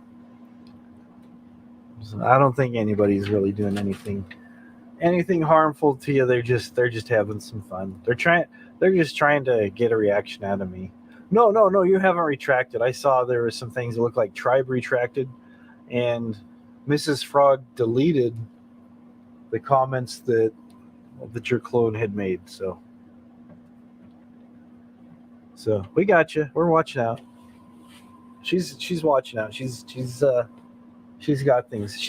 See, the reason she's the only one that I trust with the wrench. I've let a couple other people have wrenches, and that just caused problems. So rather than everybody needing wrenches to protect ourselves, I think we can all get along on this playground that we call YouTube and stuff. So they go on other people's chat. Now that's not right, guys. If you're doing that, trying to be Warren and stuff, just stop. Nobody needs that. Nobody needs that. He's got a reputation to uphold there. He's a good guy. We like our Warren. So this is my sandbox.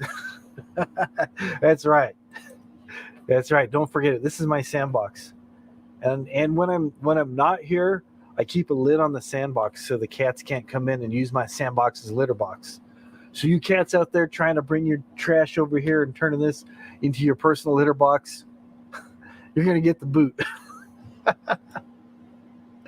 Oh man.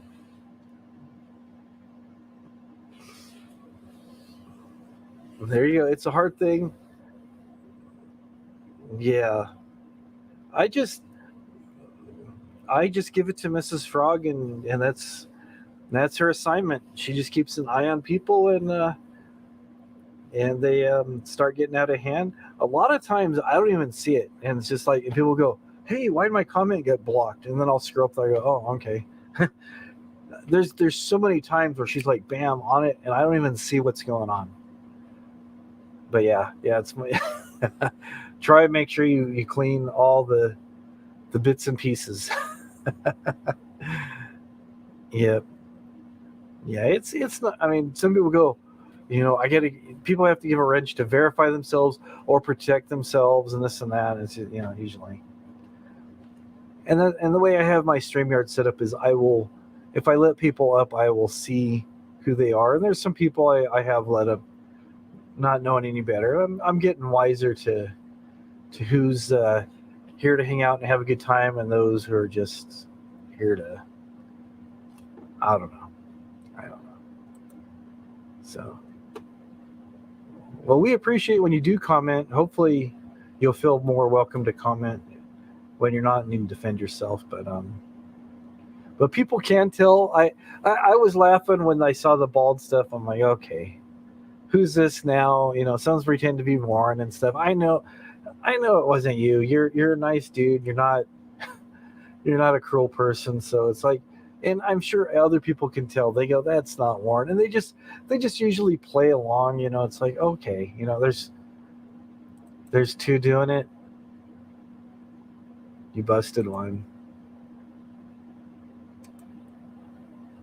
See, that's a thing I can like.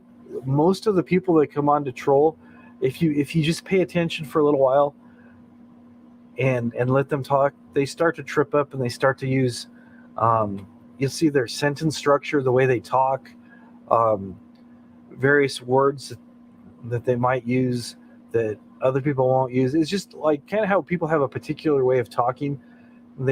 That'll transfer over into the way they chat, and you'll be able to pick up real quick. Okay, is this a real Warren, for example, or is this a fake one? When I saw that, I'm like, I kind of think I know who that is. I'm not going to say who I think it is, but I know it. I don't think it's Warren. I would, if I was a betting person, I would bet money that is not Warren. So, yeah.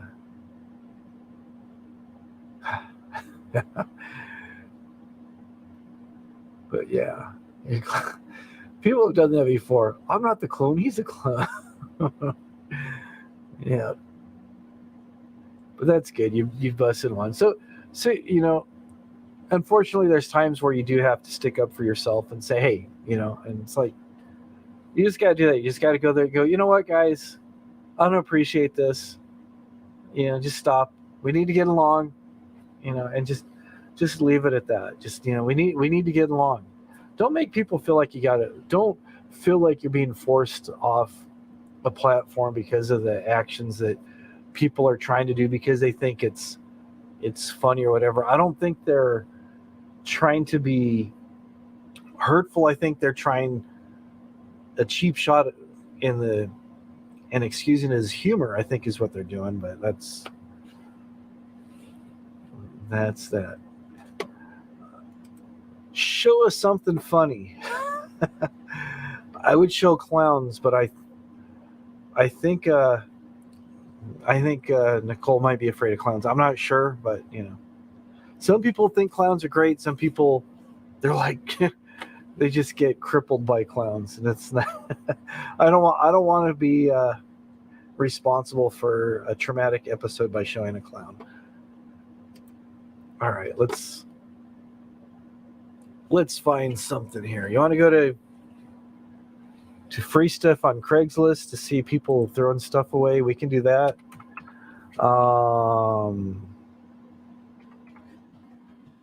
Look at bad tattoos, bad taxidermy.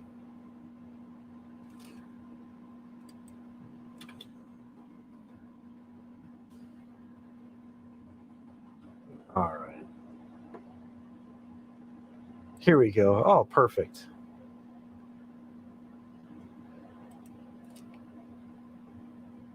Oh, no, dude. All right, let me show you this. All right.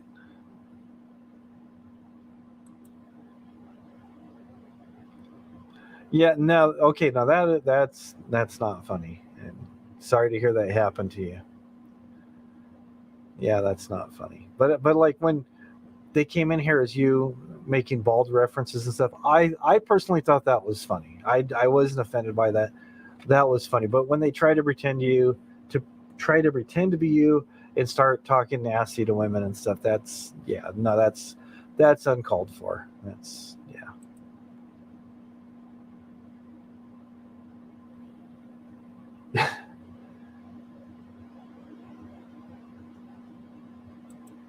Oh, okay.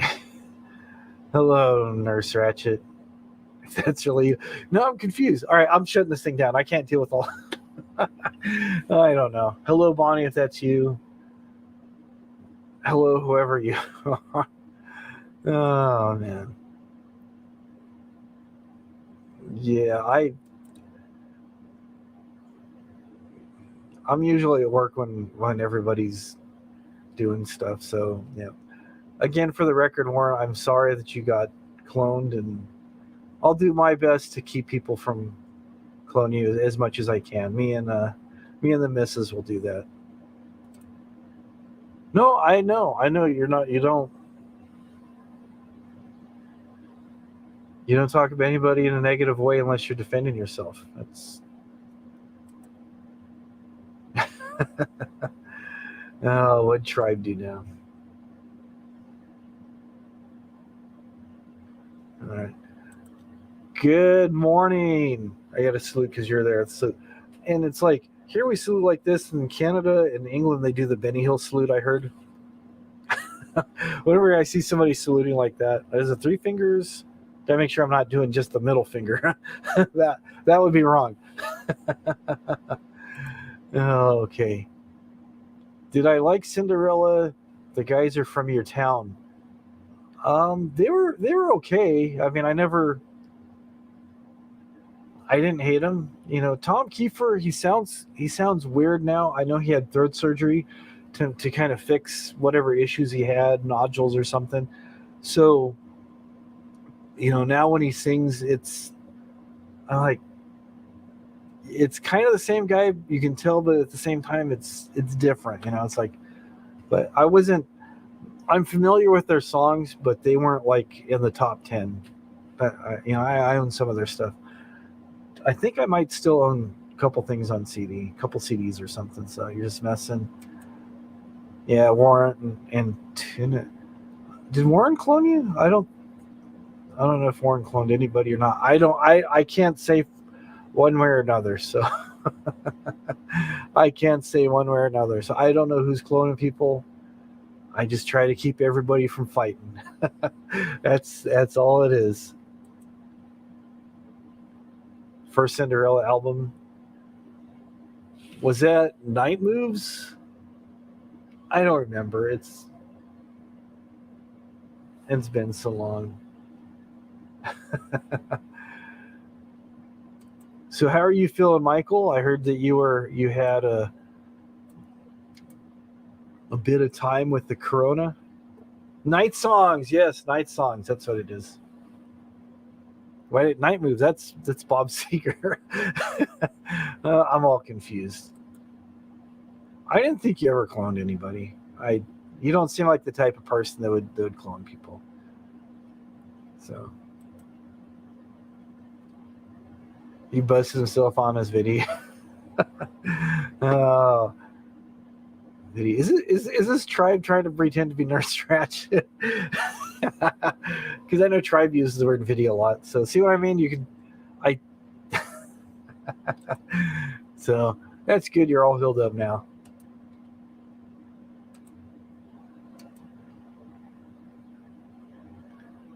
That's that thing's scary. I was just talking about that a little bit earlier. I was sharing how you said you had the fever dreams and stuff. Because another friend of mine on here, Skeeter Jerkins, he does like a lot of comedy stuff. He does a lot more stuff on Discord than he does now. He was kind of like on the fringe of the drama community, but then he was doing some other stuff.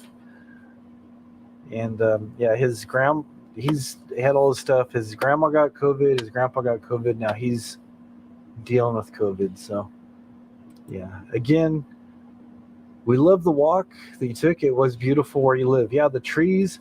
See, that's a thing in some states and some countries. You have real seasons. They're tangible. You can tell by the scents in the air. You can tell by the change in the weather. The weather has a crispness to it or a dampness to it or different things are going on. You can see nature around you, the trees changing, different things. Here in Southern California, there's 2 seasons, hot and windy. Oh.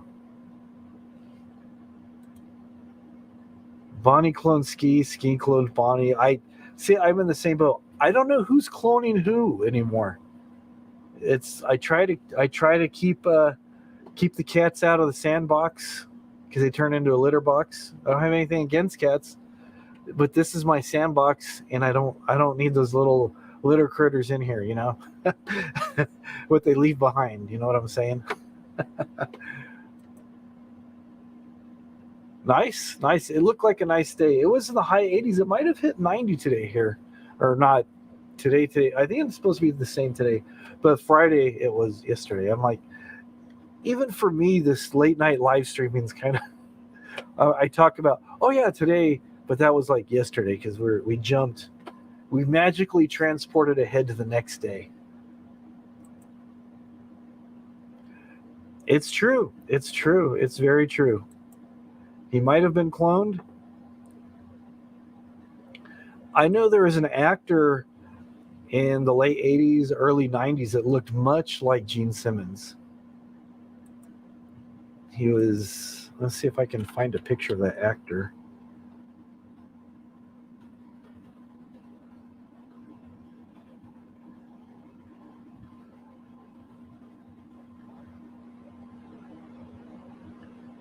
Let me see.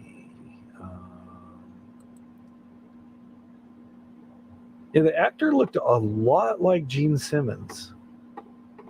I mean, I was doing double takes and everything. It was crazy.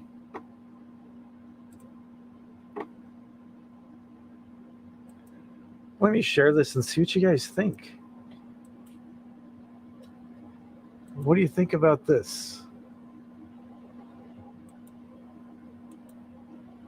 Is this guy a doppelganger for Gene Simmons right there? Oh, I did it again. There we go. He looks a lot like Gene Simmons. This guy's name's Mike Ladano, I guess.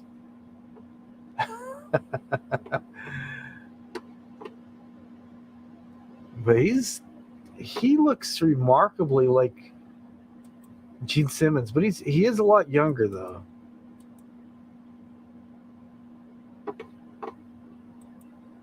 You know. He does look a lot like Gene, doesn't he?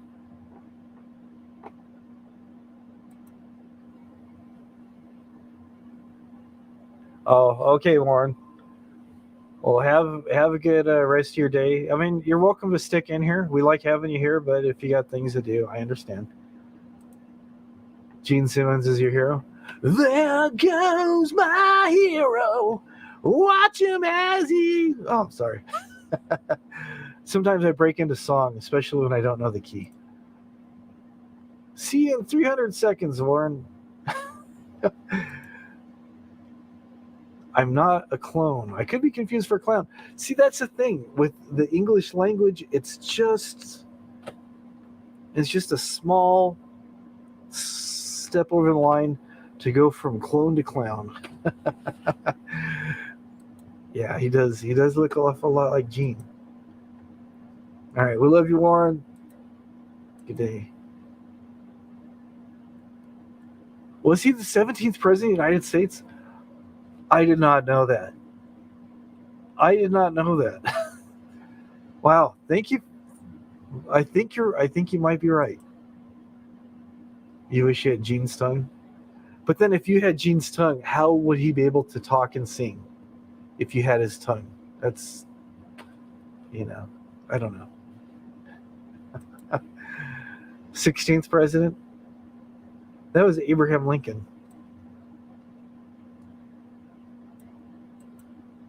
You always watch, but you just never comment. Well, we appreciate the feedback when you do comment. So, I mean, other than having to defend yourself, we appreciate when you do leave feedback. So, this is Jules Verne. Oh, there you go. Derveet, how's it going today? It's good to see you. It's easy to do. You get those two confused. Jules Verne and Gene Simmons and this Michael. What was his name again? Michael somebody. Mike Landano. I don't know how you pronounce his name. So.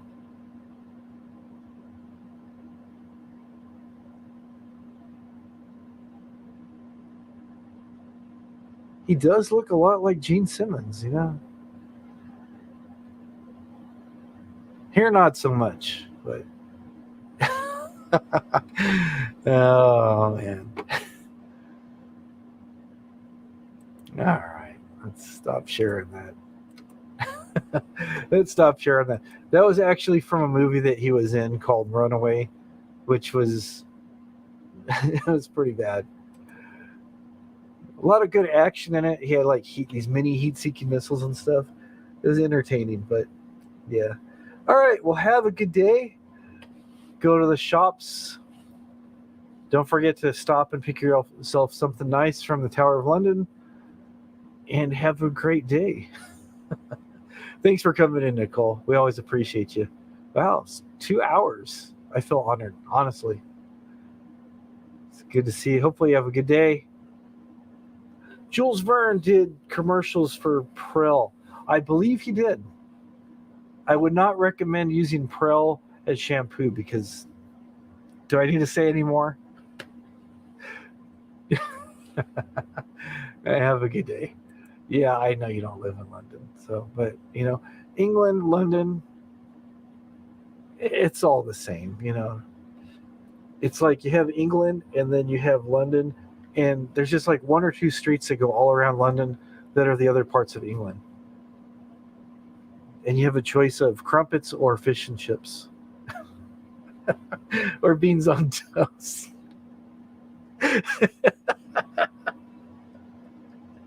Oh, I know. I'll see you guys hate London.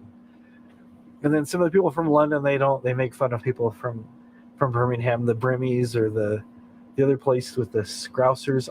I work for a place where we deal with English people and English motorcycles and stuff. So, yeah. Robert has good advice. He says, "Do not get stuck in the channel." All right. Anyways, toodle pip. Telly boy. Oh, what part of England is California, San Diego? It's true. It's true. Everybody thinks. See, now me living in California, my neighbors are either movie stars or rock stars. And I go to Disneyland every day. And when I'm not at Disneyland, I'm surfing with celebrities on Magic Mountain. And it's like I'll go snowboarding and then surfing all within the same hour. Eastern. Yeah, it's in the eastern part.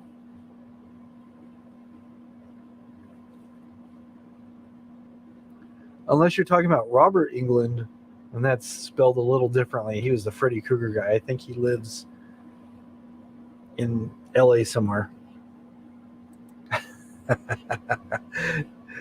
Yeah, what part?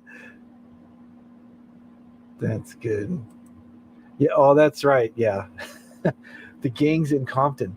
Are the gangs bad where you're at? We don't really have, where we're at, don't really have gangs. But it's like it's like either they think the gangs, they all know each other and they all go to car shows and this and that and everything's good. And it's like the Boys in the Hood and all these movies and stuff. Or they think it's like West Side Story where they're dancing around. You got the one group and the other group. I don't remember because I never saw the movie, but I know it's about gangs in New York. So was I was not. I was actually a roadie for them. I used to be the drum tech for this guy named Ranger. He was the drummer. Rango Starfish.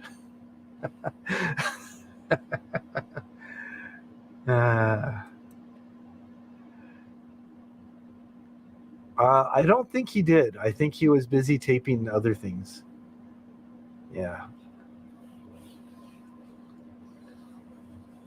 One of these days, I'll have to end up in San Diego and just kind of run into him. Vlogger! Uncle Vlogger! Dude, it's been so long. How you doing? He'd probably go, get away from me. Oh, man.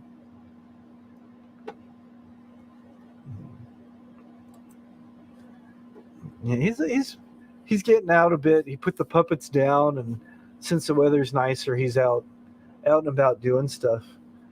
I don't think that guy ever sleeps because he's got videos always popping up. I don't know if he just has them scheduled that way, but he'll do live streaming. He's always on that beach by Tower 13.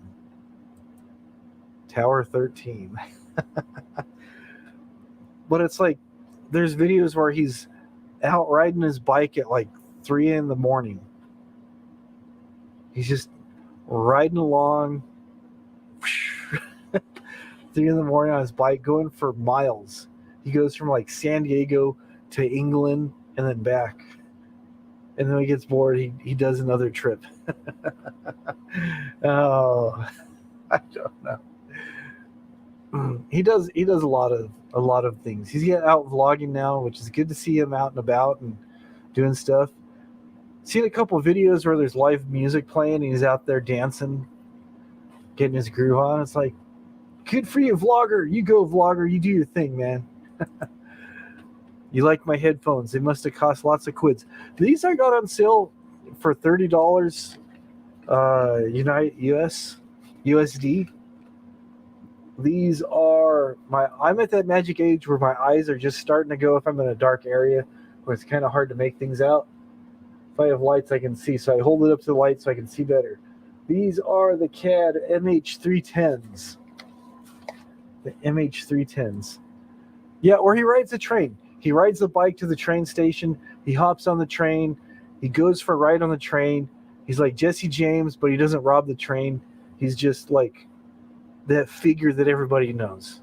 He's like one of those Old West characters. And I'm not trying to, there's no ageism here. I'm not trying to say he's old like the Old West, but he's got that kind of charismatic thing he has. The thing that makes him vlogger. So he's on the train and everybody's like whispering, "Hey, it's him. He's on the train. Wow. I thought he had like his own train." He's a superstar celebrity. They are good quality. These are, let me see if I can find the current cost of these. I bought these merely because, well, there's two reasons I bought these. Number one, Mrs. Frog took over my headphones. And number two, they were on sale. So, a place I like to shop to get these, oh, they're out of them right now, is a company called Musician's Friend. They're located in the States, but they do ship worldwide. And they are currently out of stock. Hopefully they will get these on here. Hello, I'm gonna, sorry if I butcher your name. I'll try Kaja, maybe? But welcome, good to see you. I'm not sure where you're from, but hello.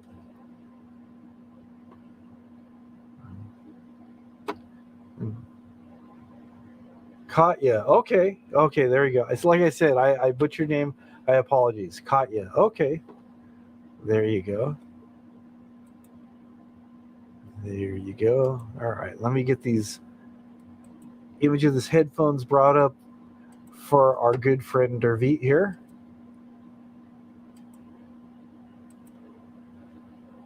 So these, let me blow this up a little bit more so you can see what they look like. If I get them too close to the camera and my mic hits them, they start feeding back. But they are super, super comfortable. Blow this up a little bit more.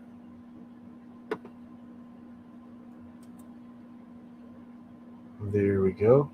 They've got a nice, comfortable leather padding, very soft, cushy. Get over on this screen, I do that all the time. So you got the padding here. They're very soft, they're not too heavy, but they're not like super lightweight. You feel like you got a nice, solid pair of headphones on. And these are great if you're like watching a movie on a laptop or even on your computer or whatever. Full range of audio. They seal up your ears really well where you can't hear anything. That's a better view where you can kind of see the padding a little bit better. And they are adjustable to fit your head. Mine, as you can see, I've lost the leather band. I've had these for a long time. I don't know how long I've actually had these. Let's see the leather strap there. And it comes with, this is pretty cool too, because it comes with your full-size 1/4-inch stereo adapter, or you have the molded on 1/8 or 3.5 millimeter. But this, usually they just slip on. This screws on here. You can see it's threaded. Let me blow that up even more so you can see that there's actually threads that lock that. You can probably see there now better. There's threads that actually lock this into place, so you're not very likely to lose that fitting, which is what always happens to me. If I have a pair of headphones, this piece I always lose. I don't know what it is, but I always lose that thing. And when Radio Shack used to be around, I always made a point to pick up a few of those, so I'd always have them. Because when I'm playing through a guitar amp or different things, it requires the full-size jack. CD players and MP3 players and all that require the little one. So there you go. There you go. They are nice. I like them. Oh, thank you for that. Yeah, that was fun. He was always talking about those glasses and yeah, his wonderful glasses. So I just figured I'd just do a parody, and he's having some trouble with his Alexa all the time playing the song he wanted, then he'd stop it and play something else. So yeah, Nicole was in here. She popped out. She had things. So yeah, those massive specs. Yeah, the ones I made.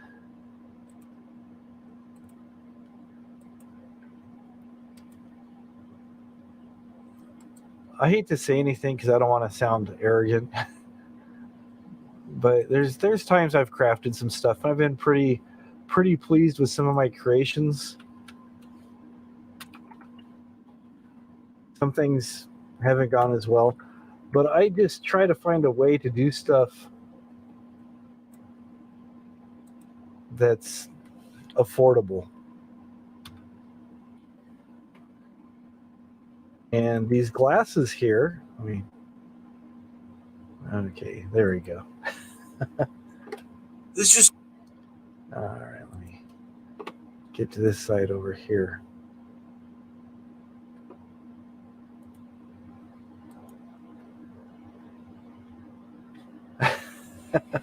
You don't sound creepy. Yeah. Oh, well, thank you. Yeah, so far I think it's about 27 pounds. No worries. It's all good. It's all good. Yep.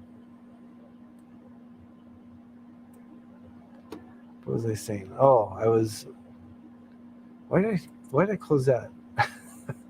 Oh, closing the wrong thing. Trying to share something. I'm turning off my cam. Here we go. There we go. Get full screen on this. Okay. These glasses. Hey, Jono, how's it going? These glasses set me back $3. I was gonna get some of those cataract specs that go over the things. I'm like, I can get those, and I started looking around, and I always hit up the 99-cent stores because they always have things that I can convert into other stuff. What I did was I took a couple of plastic spatulas, the things for flipping pancakes, burgers, whatever. They had some plastic ones, 99 cents a piece. Grabbed a pair of those, and then I got a pair of cheap readers, and then I got out the hot glue gun and I put the ends of the spatulas over lenses.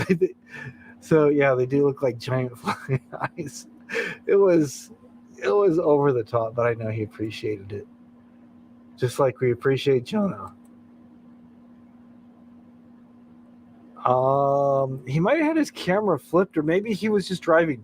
We drive on the right-hand side of the road. Our steering wheels are on the left, but if you've got like the lanes here, if you look at the whole road, we stay on the right-hand side of the double yellow line. Or yeah, we stay to the right of the yellow line.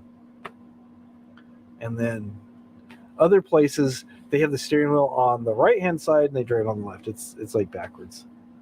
Alexa. You guys want to see this? I can play it if you want. We're here for the duration. Why not? just a cool kickback stream, man. It's your boy Whiskey. Hey baby girl. Hey baby girl.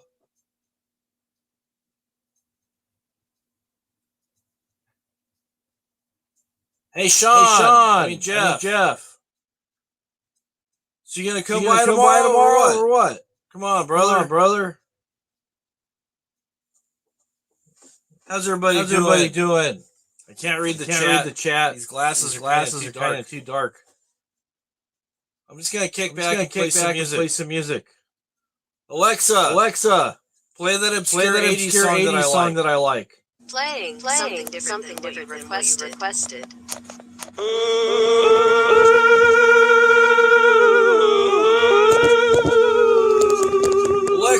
Alexa, stop. I don't know what's going on with this thing. I really don't know what's going on with it. Let's make sure it's working okay. Here's one song I know it always plays. Because Tribe comes in here and always tries to get this thing to play it.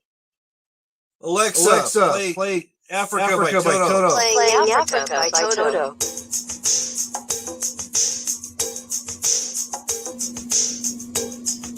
Alexa, stop. What? I can't read the chat. What are you guys saying? What's going on? What's going on with everybody? How's everybody doing? Hey, baby girl. How's it going? Good to see you. Something. What? I don't understand what you said there. I don't get it. Alexa, play my favorite song. Playing your most requested song, I'm Too Sexy by Right Said Fred. Alexa, stop! That is a good song, but that's not my favorite song. Alexa, play something else.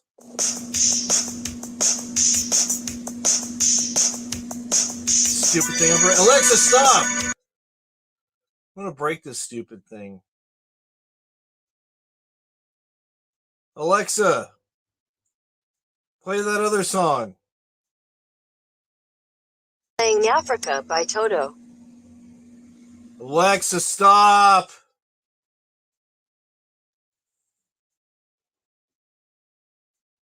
Alexa, play that other thing. Play that song.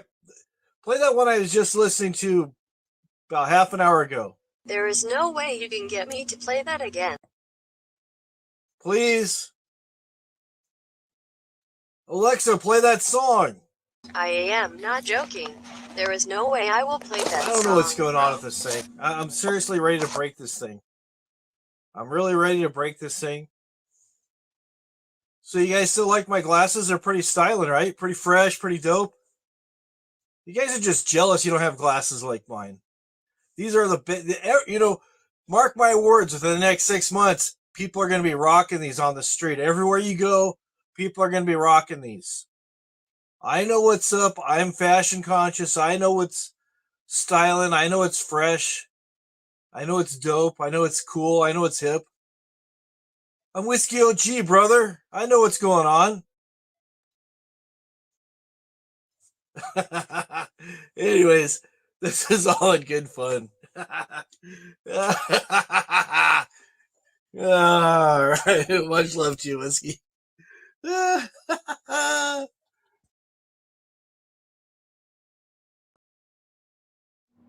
All right, there you go. Maybe can I just turn the volume down on my mixer here? What it looks like if I just mute the microphone instead. That might work.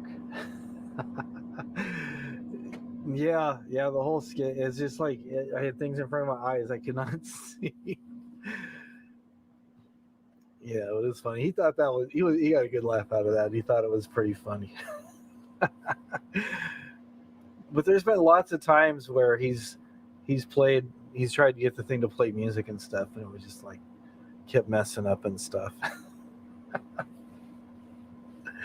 Yeah, I try to take something from what people are doing, and even if it's something that people, they might not like the person's stuff. If I see something that I think I can put a funny spin on it, I will. Some people are a little bit easier to do than others, and sometimes I put my own twist. Like when I did Elvis, I didn't talk exactly like Elvis. I thought it was funnier if he had like an Arnold kind of accent and stuff. Say the same things, but say it like kind of like Hans and Franz.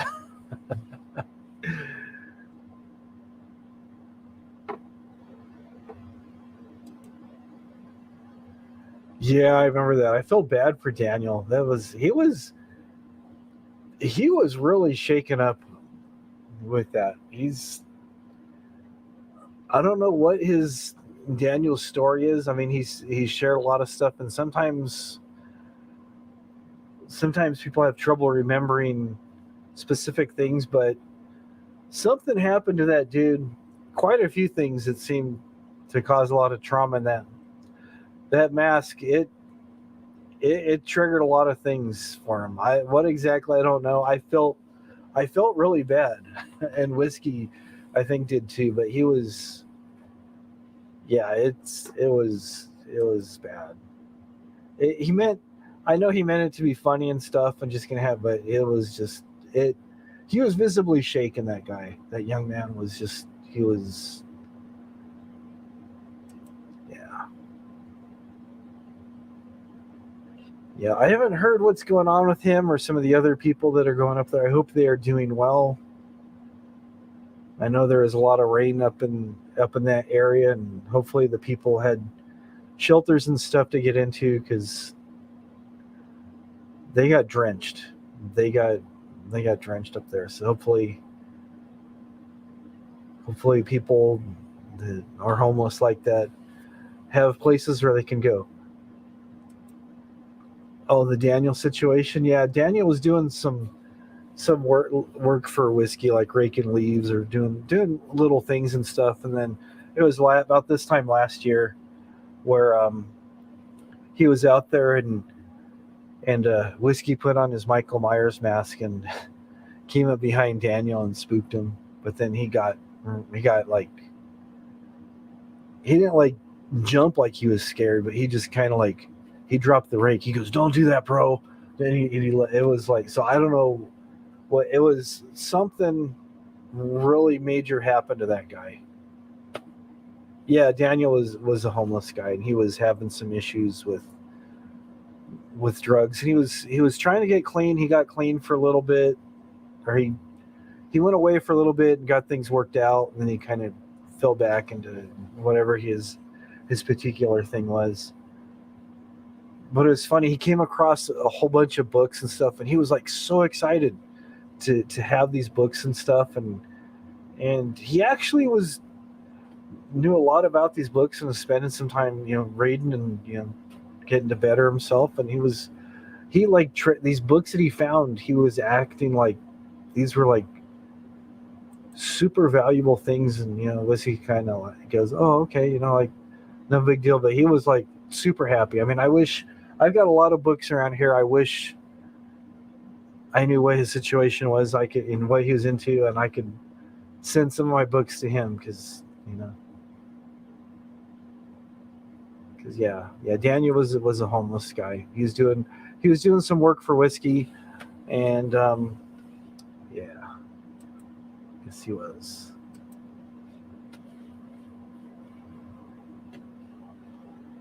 But yeah, I kind of miss seeing the scooter patrols and just seeing how people are getting on and stuff. So yeah, Daniel was a nice dude.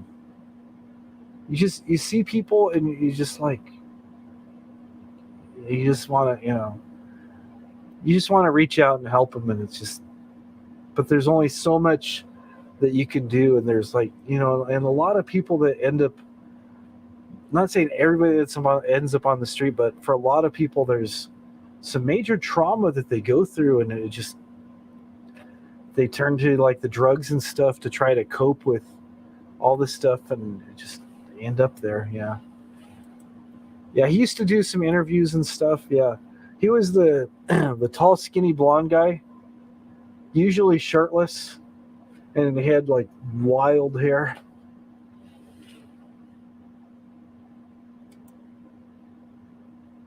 Yeah, we as humans are always curious. Yeah, the clothes and the care packages and stuff, and yeah. Well, I guess for me, relatively, I should say he is a young dude. He was. I'm gonna guess he was probably early 30s. I'm guessing, and I'm in my mid 50s. So to me, he's a young dude. Yeah, he was a nice guy. And Joan was in here. Do you know Ketcha? Katya. There we go, Katya. Now I was watching the whiskey video. Now I'm going to start mispronouncing people's names and misreading the chat. Let me get back into character. Alexa.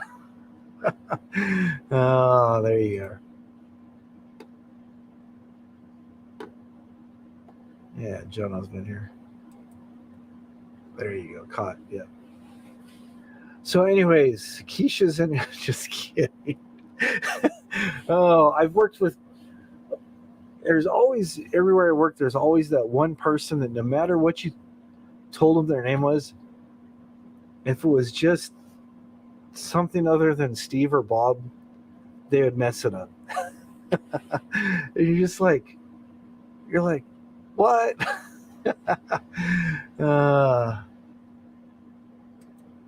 All right. There you go. There's 10 different ways people say it on there. So it's all good. Yeah, but there's always, I'm sure some of you guys can relate. There's always that one person who, no matter how many times you tell them your name, they always get it wrong. I've been guilty of that on a few occasions. I remember back in high school, we did this thing called ROP, is Regional Occupational Program, where it was kind of like you're still in high school, but you go to the mall and you work in a store for credit, and you learn how to do different things. Or the cashier. There's a music store, so I signed up to work in the music store, and I helped sell guitars and sheet music and help people find stuff and order stuff. It was a good learning experience. But there was another guy that was in our group that worked at he went to these different stores and stuff. And to this day, I don't remember if his name is Gary or Greg. Oh, I think his name was Gary, but he just looked like a Greg, and I always called him Greg. He got so mad. And then there was a Bob's Big Boy. I got to do this to be. Hang on a second here. I got to do this. Got to do this. There we go. I won't make it too long, but just let you know that I'm telling a story. This is not a fictitious story, but an actual true story that happened back in. Let me get a drink of water. Happened way back in the day, 1984.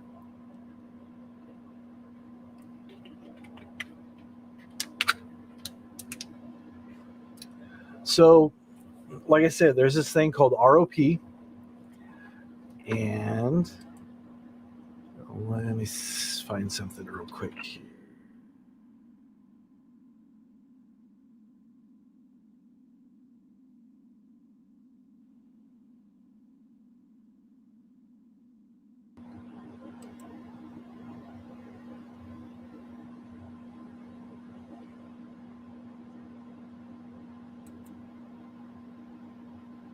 Oh, well, okay.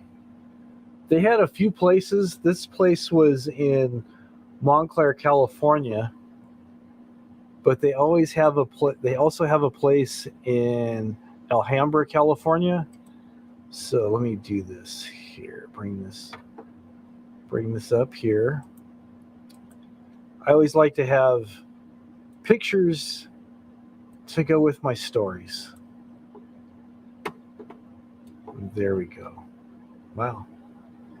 I hope I don't get charged $400 to use this picture. Oh, okay. Anyways, there we go. Getty Images. Thank you. So anyways, there's a store called Padrini's Music that was in the Montclair Mall, and I was doing my ROP stuff here. And these two people were in the store. Mostly this lady here, and I'm forgetting her name. I want to say her name was Susan, I think. We're talking 40 years, so forgive me if I forget her name. I only dealt with her a few times and stuff, and both of them were pretty nice. Actually, all the people there were really cool, learned a lot and stuff, and it was fun. But anyways, that was Padrini's Music. Close that. So anyways, we'd meet at the mall. We'd go first couple weeks or so, we'd talk to the teachers and stuff. Then after a while, we'd go there every day, go to our stores and stuff. Usually at the beginning, we check in with the teacher, then go to the stores. Then after a while, it seemed like we just get there, then go right to our store, and then it seemed like maybe once a week, the teachers would meet with us afterwards and stuff and ask how everything's going and stuff. And some people would change their store because they didn't like how things are going, or the store would request that somebody else go there because they didn't like it, whatever was going on. So anyways, after all that was done, on occasion, some of us would hang out at the Bob's Big Boys burger place that was in there and stuff. And they had a salad bar. This Gary Gregg guy, he was hanging out and stuff, and just not thinking. He was just there hanging out and stuff, just casually. And he was like standing by the salad bar area because it was kind of packed. It was a little tiny place, and they're trying to make it like a full size Bob's Big Boy place. So anyways, he's standing there by the salad bar, and he gets some cherry tomatoes and he pops one in his mouth. He's all talking, pops another one. I think the third one, the manager comes out, says, "Get out of here." And he's like, "What?" He goes, "I'm not going to allow you to steal my store. And if I ever see you in here again, I'm calling the police." Seriously, no joke. Just for a couple cherry tomatoes. And one time he did try to come back. He kind of forgot. He thought things had cooled down. So he came back into the place, and the guy's like, just pointed at the door. And he's like, "Okay." Poor Gary Gregg, whatever his name was. All right, enough of that. Let's get back in there.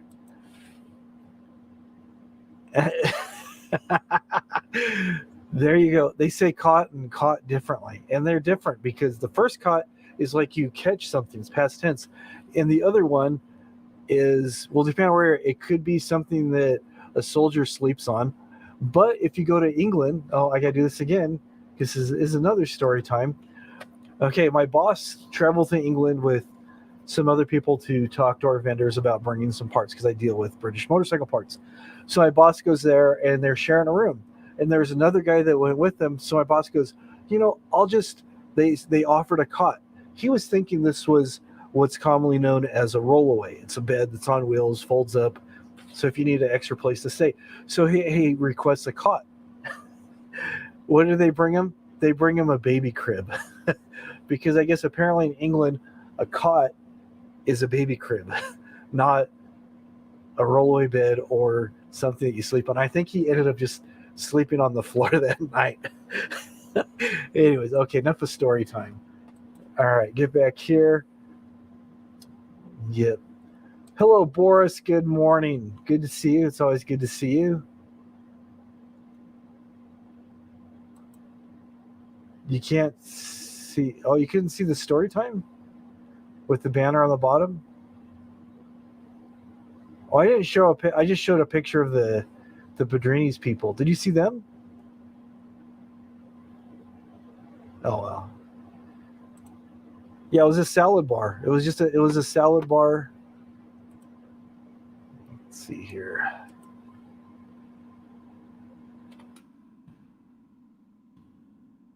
Kind of like you'd see at Carl's Jr. or what do they call them, Hardee's in different places.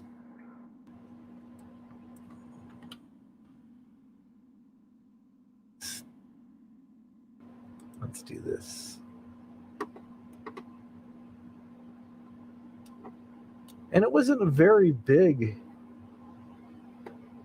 It was a relatively small salad bar. I mean, it was like maybe 4 feet long. I mean, there wasn't a whole. There was like the lettuce, and then tomatoes and croutons and a few other things.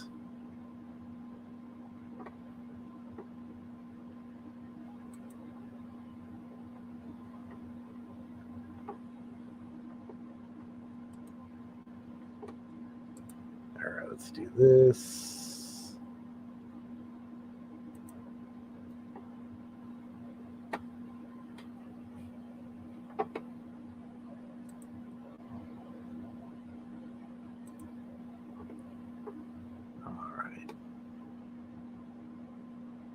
Okay, here we go. Here we go. All right, let's share this. I stopped my can. There we go. Wrong button. There we go. There we go.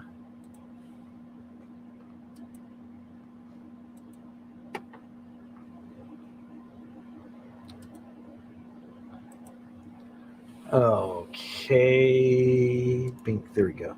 Okay, so something kind of similar to this, where this fine young person with their hairnet working at, I think that's the old Burger King uniform from like the 80s. But they have a salad bar here, and they'd have like the tomatoes and stuff. And cherry tomatoes. He got busted for eating cherry tomatoes. But yeah. All right. I'm all over the place tonight, aren't I? Okay, so anyways, getting back to some of the comments. Yeah, bassinet. Yeah, the bassinet.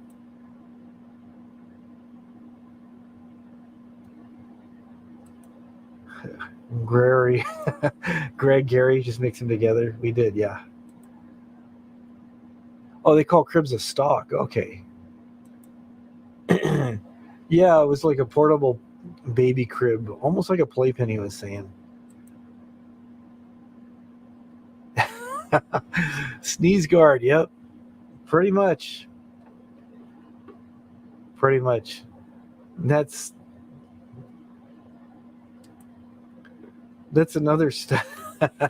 My boss was talking about years ago when he had a repair business of working on these old motorcycles. He had an English gentleman who didn't have the best hygiene. He'd shower like once a week, and his hair was always real oily and stuff. And they went to Sizzler, and the guy's getting stuff at the salad bar, and he's reaching way back in there to get whatever he's going after, and his hair was kind of long, and he was dragging his hair through some of the stuff. It was not a pretty scene. I wasn't there, but the way my boss described it, you could almost imagine what it was like. It was pretty good. Okay. It was just one of those things, you know. You just sometimes you meet people who tell you stories, and you're like, okay, and you have to try hard to imagine things. And I always read a lot as a kid, so I'm pretty good at doing visual stuff. But my boss, he paints a picture when he tells you the story. Yeah, so it was, oh no.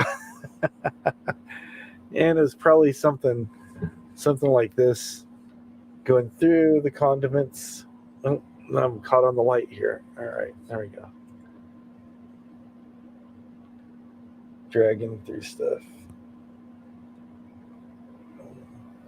Yeah. It's always bad if you eat out somewhere and there's like food on your plate, and there's supposed to be food on your plate. What am I saying? There's hair on your plate, and it's not your hair. That's always bad. Yeah, hair in your mouth always freaks you out. Yep. That Boris worked at BK assistant to the assistant manager. Never knew that. Okay. He's had an illustrious career then, I guess. Hair in the shower drains. You get full heebie-jeebie. Oh, hair in your mouth freaks you out. Yeah. Oh, peace story. Okay. Let me do this. Getting a lot of use of this banner now. Story time. So anyways, same guy at the salad bar working on these motorcycles was using a lot of heavy-duty chemicals, carburetor cleaners, gasoline, different things.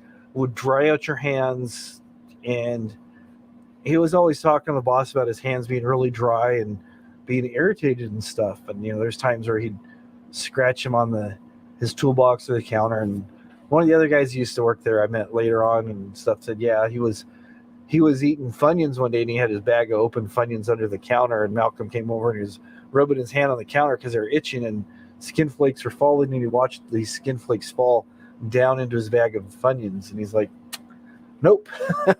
I'm done with that bag. He didn't say anything, he just kind of threw them out. But the same guy, his hands were all dried out. This guy's name was Malcolm. He was trying different ointments and creams and different things, and nothing was working. So one day he comes in and he's wearing latex gloves, and these latex gloves are filled with liquid. And he tells my boss, he goes, "Hey, mate, I found something for my hands." He goes, "Oh, really?" He goes, "Yeah, it works really great. It's uric acid." And he holds up these gloves, and they're slowly trickling out down the things and around the cuff. He's all, "Uric acid? No, man, did you pee in your gloves?" And then later he was working around the machines. He would get a little tiny hole so the gloves are spurting urine. Sorry for the gross story, but yeah, it's just oh yeah, working is better than e-begging. So it was a proper mess. It was going no. I hear in the other room in the East Wing laughing.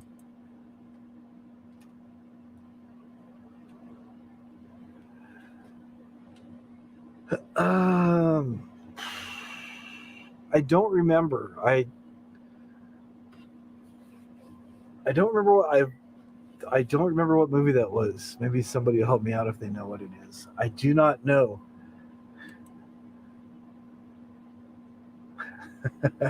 Peahans, yep. Peahan Luke. Oh man, thank you. Oh man. Oh, I think that's what it was. Yeah, Revenge of the Nerds. You're probably right.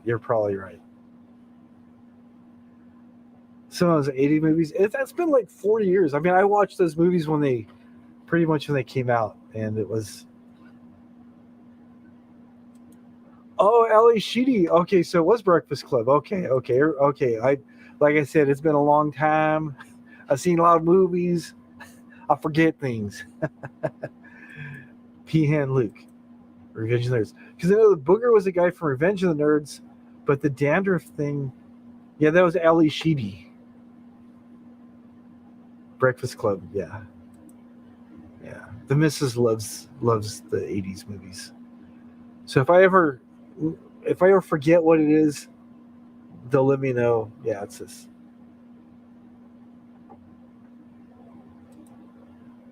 A teacher's sandwich. There you go. Forgot about that. I remember she had the sandwich she put the pixie sticks or something on. Yeah. Yeah, pixie sticks.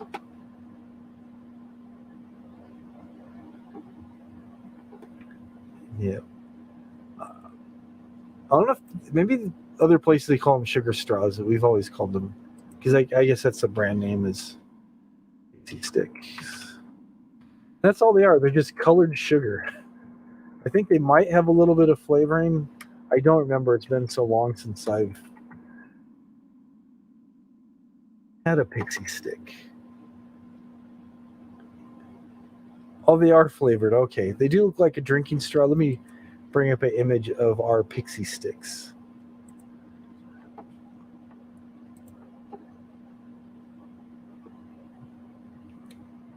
Okay, where are we at here? There we go.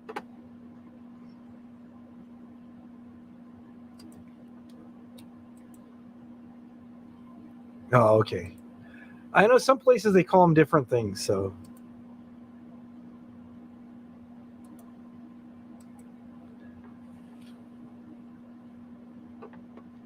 Pixie sticks.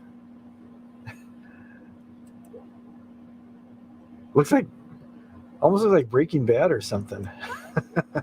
With the blue meth. Pixie sticks. And I think one of those 80s movies, I think the Booger guy or somebody else was actually snorting pixie stick stuff.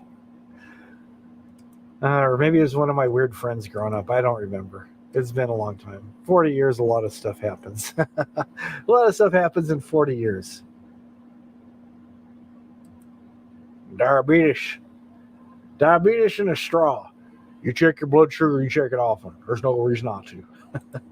Now, Liberty Medical has a lot. Oh, man. Good old Wilford Brimley. It's a blur. Honestly, it just, a lot of stuff happened in just time. Like I said, I am 54 years old, and a lot of things that happened when I was a youngin', it's all a blur. It's just back in the days when we didn't have fancy water like this when I was a kid. You know where we got our water? Out of the garden hose. We drank it and we liked it. Vinyl and all. Oh, man. Vinyl. It's a taste of summer.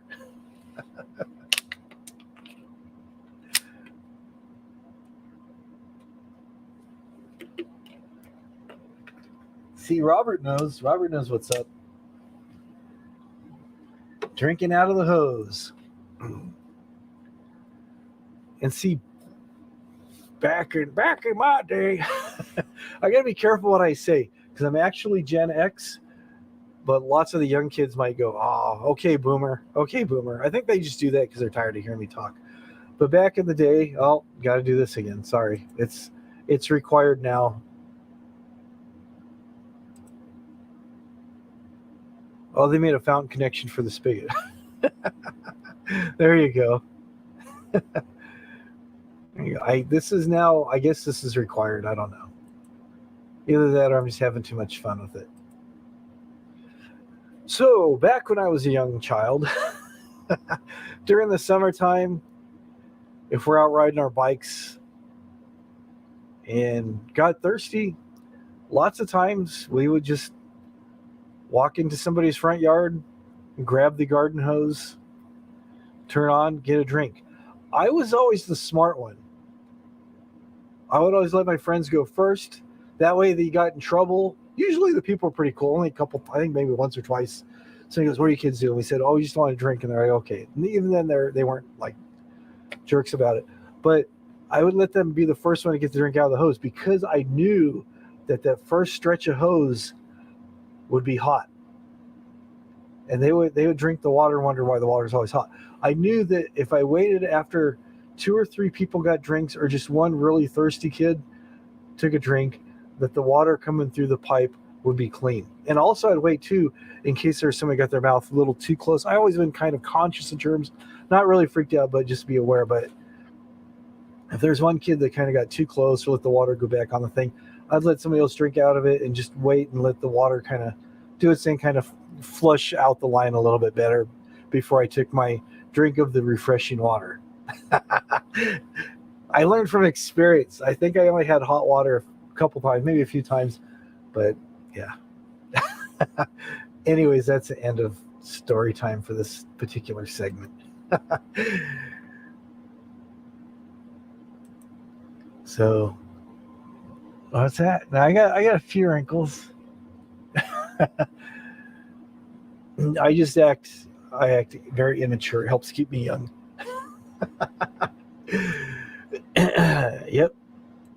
Hot water. Yep. It's true though. It's true. You got the hot water coming out of the thing and just, no matter what time, I mean, the hose could be coiled up in the shade and there's still going to be hot water that's going to be coming through there. I don't know if it was because the pipe was close to the right by the wall or not that far underground. It just seemed like usually that first few seconds of the water coming out of getting dry, just thinking about water. But that water coming out of the hose was usually pretty warm until it had been running for a little bit.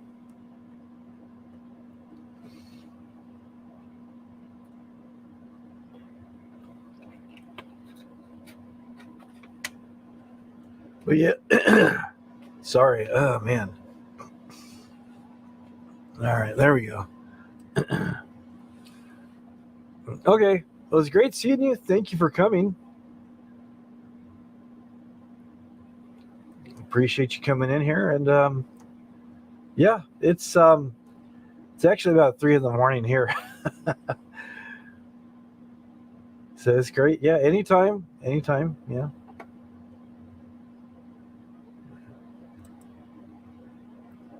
All right. Well, thank you for coming. And I'll remember next time, caught ya. All right. Thanks again. Thanks again for that.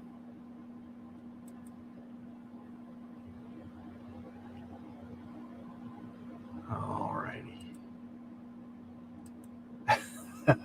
More whiskey parodies. I'll see what I can come up with. We'll work on something. So have a good evening. Enjoy the rest of your day. All right. Oh, I got it. All right. There you go.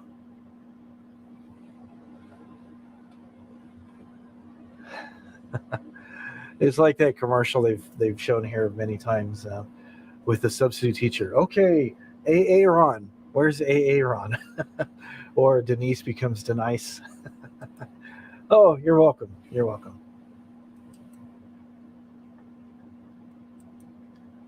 You are quite welcome. So yeah. I don't know. I wasn't sure if Michael was going to come up, but I know he's usually super busy with different things. I know he's been traveling. He's got a bunch of stuff to do. And I know Boris, sometimes he comes up and we have a nice chat. And other times he's got gardening to tend to, or he's off and running. I think he's doing some Saturday work or something now. I think last time I talked to him, I think 2 or 3 weeks ago, he started some new thing on Saturdays. So I mean, if not, we can just keep going until people get tired of hearing some old stories back in the day. Did I ever tell you about the time that I toured with Ozzy Osbourne? I never told you guys about that, did I? Going on tour with Mr. Ozzy Osbourne. Well, let me do this.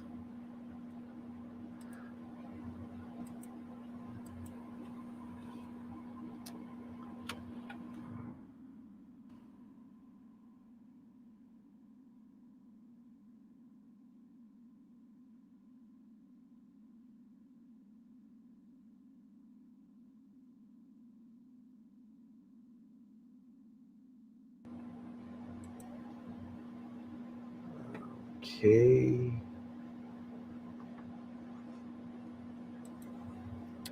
So there's this time I went on tour with Ozzy Osbourne, and it was probably, I want to say it was probably 1955. We're opening up for the Beatles, and we were outside of Buckingham Palace in Windsor, Ontario. They've got their own version. It's kind of like the Winchester House.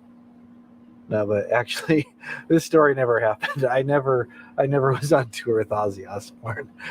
I think if I start making up stories, I think I'll use this banner so you guys won't believe me. Because sometimes I've said stuff jokingly and people have taken me seriously, and I apologize for that. Sometimes I do like to just kind of go on a random tangent and share something, and like to kind of pull your leg sometimes. Okay.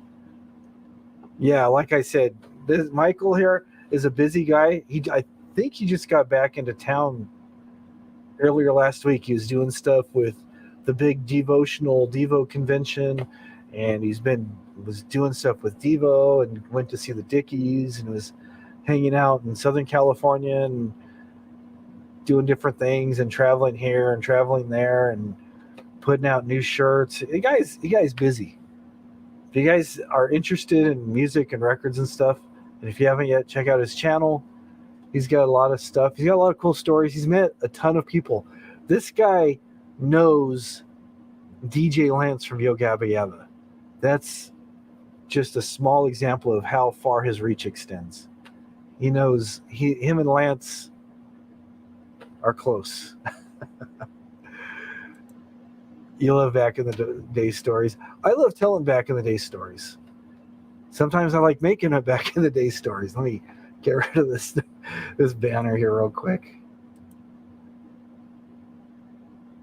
There we go. We have these ones here. This is an example of the banner. Click on banner to show it on screen. These are the little things they show you. Use banners to summarize your talking points or display calls to action. Like this is the thing that people use where they're asking for super chats, or they say, please like and subscribe. Tell your friends about the channel. I watch too much YouTube. YouTube has replaced my TV watching entirely. And I watch a lot of channels on doing videos, doing live streaming, doing music stuff.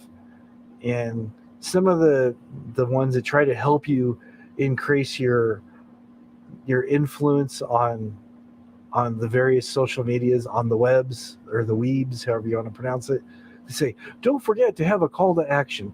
That might be buy this thing, subscribe to my channel. It's like, I'm not selling anything. I'm not processing anything. I don't want to buy anything soft, bold, or bought or process. Oh, wait. Why am I quoting lines from Say Anything? Anyways, let me close this banner out. Back in the day stories are always fun. I like sharing back in the day stories because I feel that the people that come up here are pretty close to the same age I am. And it's like, oh yeah, they can relate. The relatability thing is why I do this. I like hanging out, talking to people. You know, I love having people up on panels sometimes. And sometimes people are just, you know, like I said, I understand what it's like to be busy. Sometimes people get busy, and sometimes I just got to hold things down. You know, I think I've been doing an okay job. You know, I don't like doing the monologue thing, but if I have to, I can. You know, been doing this. It's already been 3 hours in there. I go blurry again. I can do this. I can keep up. I have the stamina, but my computer doesn't. So it's like, I need a break. I need 5 minutes. So it starts fading out, getting blurry. It's like, come on, camera, get with the program. Come on. It's like, okay, I don't know what I can do. So anyways, I may need to just like switch over to my phone sometimes. Because I think actually going over using my data from my phone over the new and improved 5G seems to do a lot better than going over my copper line DSL. I don't know what that is. I don't know why it is. I don't understand the magic, but it works. You know, this contraption, you push the buttons and it just does these things. It is amazing. I can pick up people over my head. Oh. Yeah, I can pick up people over my head. Yeah, I'm not even gonna do that. Yeah, people might take me serious and think I'm trying to pick a fight with them. One of the other guys on the live streams on here sometimes, this guy named Kelly, sometimes he gets wound up and people start saying stuff to him, and if he doesn't appreciate some of the comments, he says he can pick you up and body slam you, and he shows off his arms, and he's all, you can tell by the curve of my arm how much muscles I have, and I need to start lifting more. I'm weak. I've lost weight in my arms and stuff, but he's all, and he's not a very big guy. He's not very muscular and stuff. He's all, okay, I got muscles. You can tell because there's a curve on my arm. I can pick you up and throw you over my head, and I'll slam you to the ground. Oh, man. I can... Oh, man. Yeah, a funny story, though. Well, not funny, haha, but I popped into I popped into a live stream that someone was doing one night when I was home. A channel called Rachel, the Music Ma'am. They do a lot of records. I've been kind of getting over to some of the other streams where you talk about records and stuff. The vinyl community, the VC, not the Viet Cong, because that's something entirely different.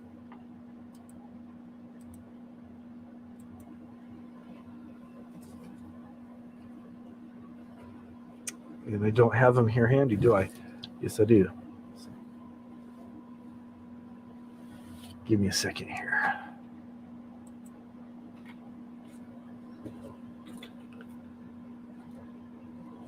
Do I have them here?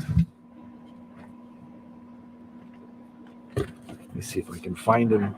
Oh, here we go. Here we go. I found it. I found what I was looking for.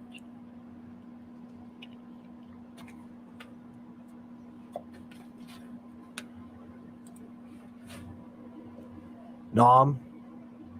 Yeah. I remember Nom.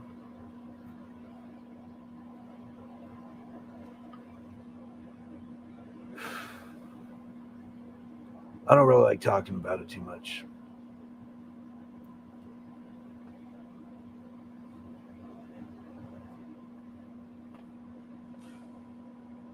I'm not a much of a smoker. It was a humid August day, middle of March. It was in the Bedang province. It's about 11:30 in the afternoon. Charlie's to the east. Charlie's to the west. I can't even do this without laughing. I've met a few people that are like that stereotypical, yeah, I got the story. And they sound like this hardened veteran that's seen all kinds of stuff. I actually had a family member who was like, yeah, I don't like talking about Nom. I saw a lot of things. Guy ended up going over there,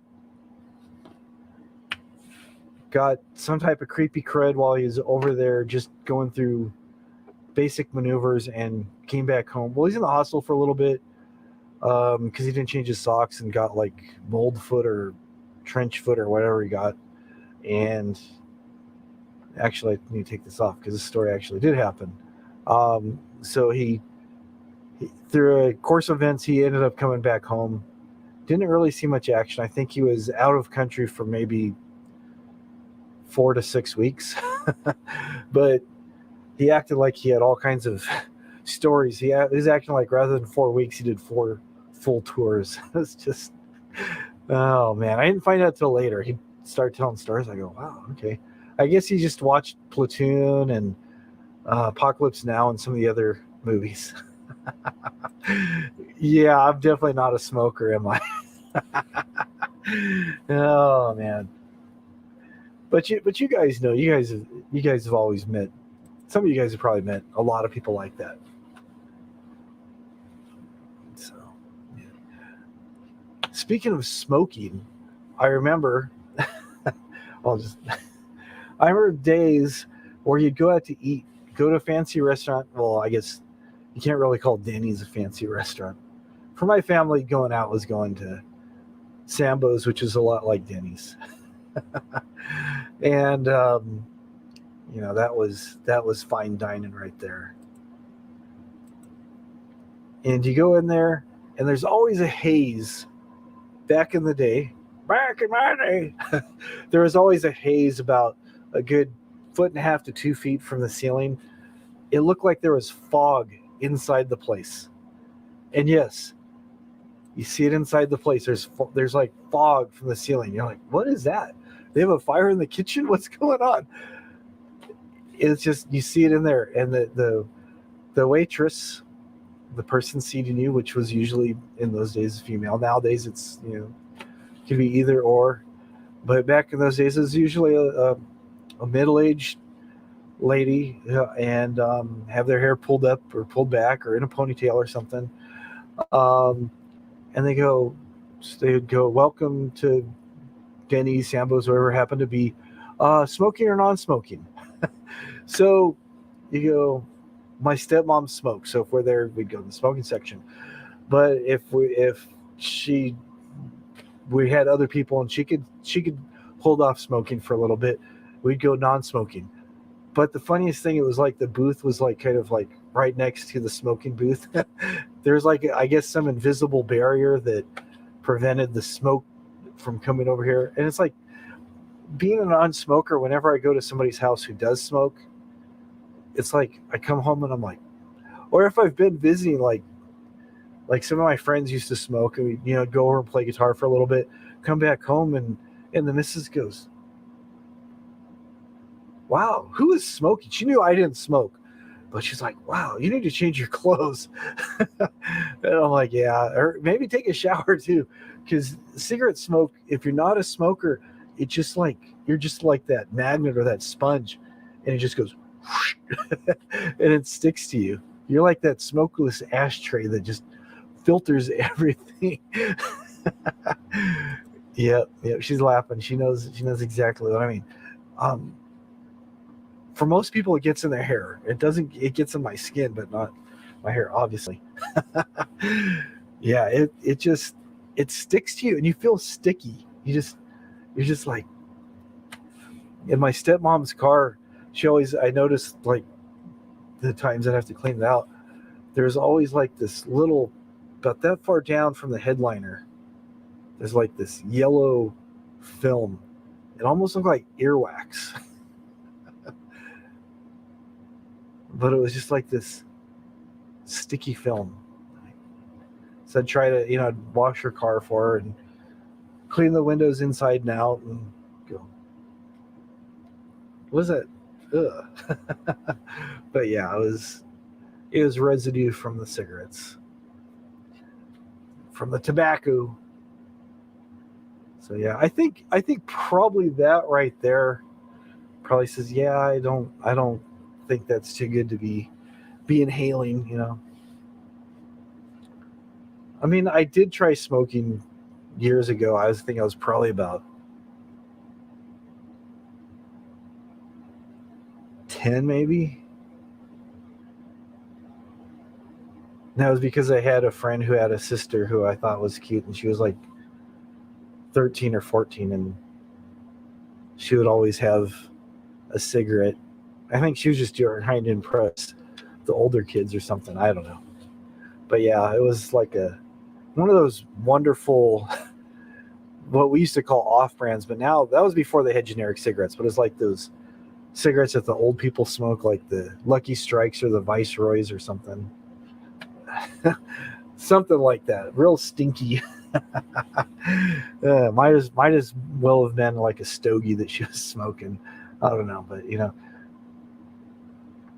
But yeah, things that young people do to impress their peers. It's always amazing. And I know some of you guys here have done some pretty crazy things to impress people. I've done some things. I've got stories. I've got scars.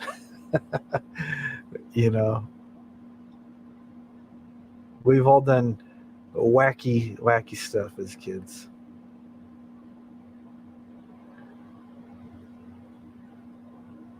And I think the first time I tried smoking was probably the last time. I would just kind of like puff, but not actually inhale, just put it in my mouth and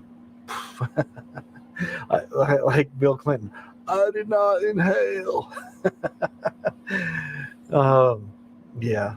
But I know one time I tried, and it's just like, oh man, it felt like somebody kicked me in the chest. My lungs just ached, like, oh man. I'm like, no, this is not good. This is not good. But a worse time than that was, I was having some issues with my allergies, and I had bronchitis, and because I had a cold and my allergies, and I'd been around some people who were smoking, and I got bronchitis. So I'm like, man, I'm having trouble breathing. So I went to the store and I got the Primatene Mist for people who have asthma. I'm like, okay, I'll try this. Maybe it'll help me breathe better. Maybe it'll help clear out some of this stuff. So I'm like, and I go, and it, no joke, felt like somebody lit up my lungs. It felt like somebody doused my lungs with lighter fluid, just took a match, and my lungs felt like they were on fire. I was like, oh, that was worse than me not being able to breathe. It was like, man, that was like, yeah, it was a stupid thing to do. But you live and learn, you know? Life's all about taking risks and doing stupid things, I guess. That's how you learn.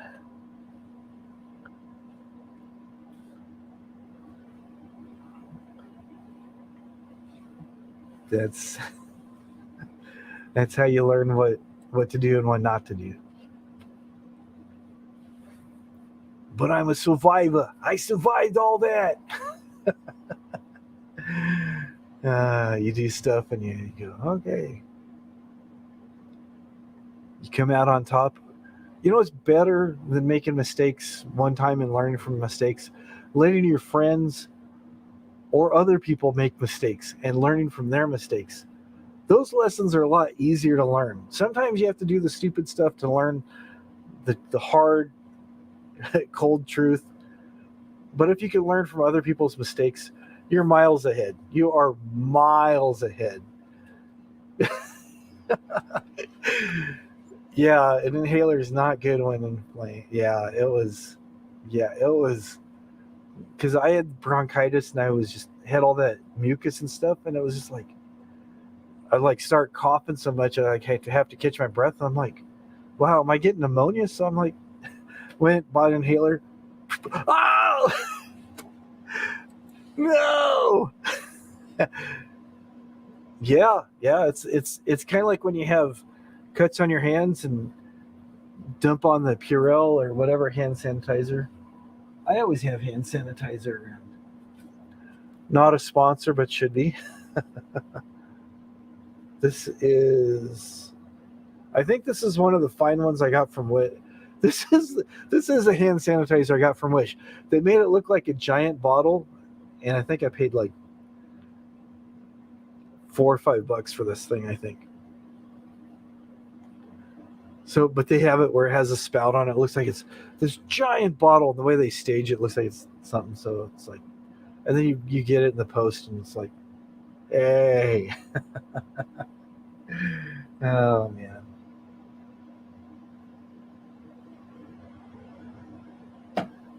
So I've got lots of crazy stuff off Wish that ended up not being what I thought it was, but those are stories for a different day.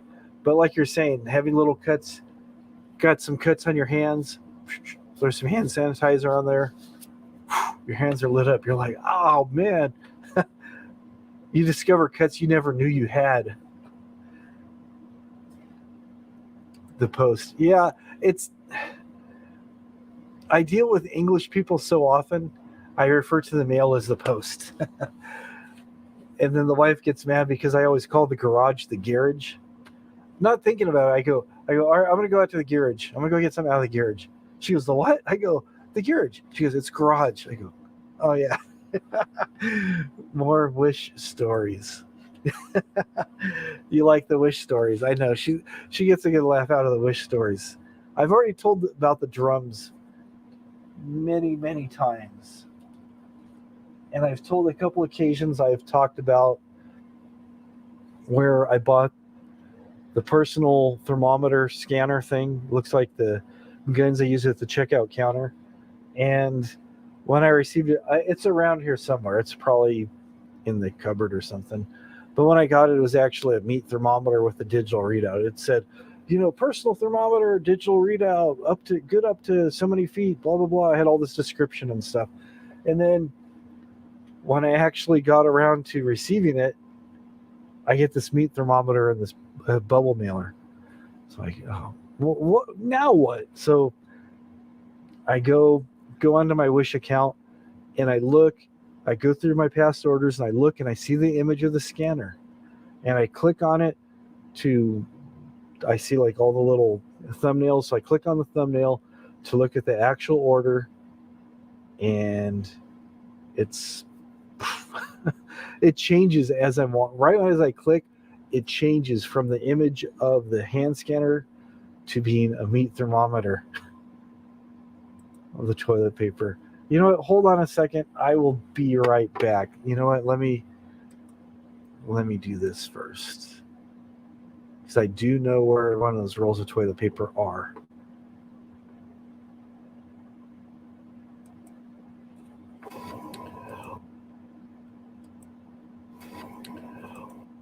All right, let me mute my mic.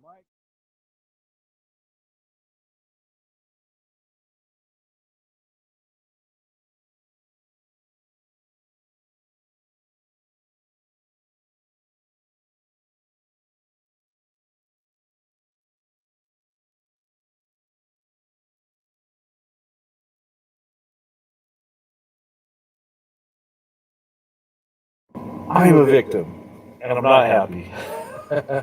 How's it going, everybody? That's kind of an interesting way to start a video, don't you think?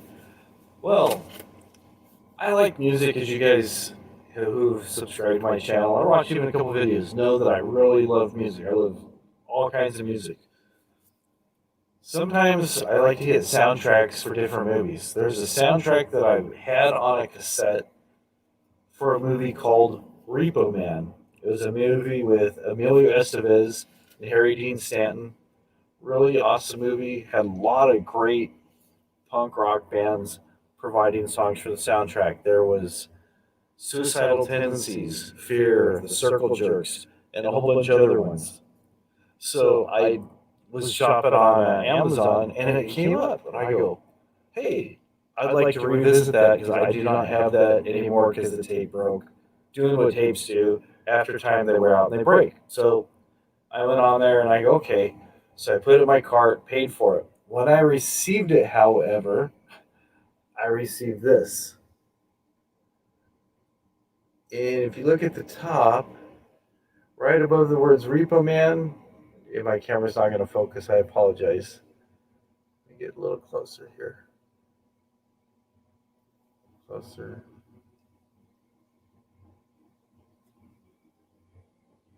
It's not going to do it. Anyways, it says right here, a tribute to Repo Man. So I get this in the mail and I go, wow, that cover is kind of janky. I don't know what's going on with that cover.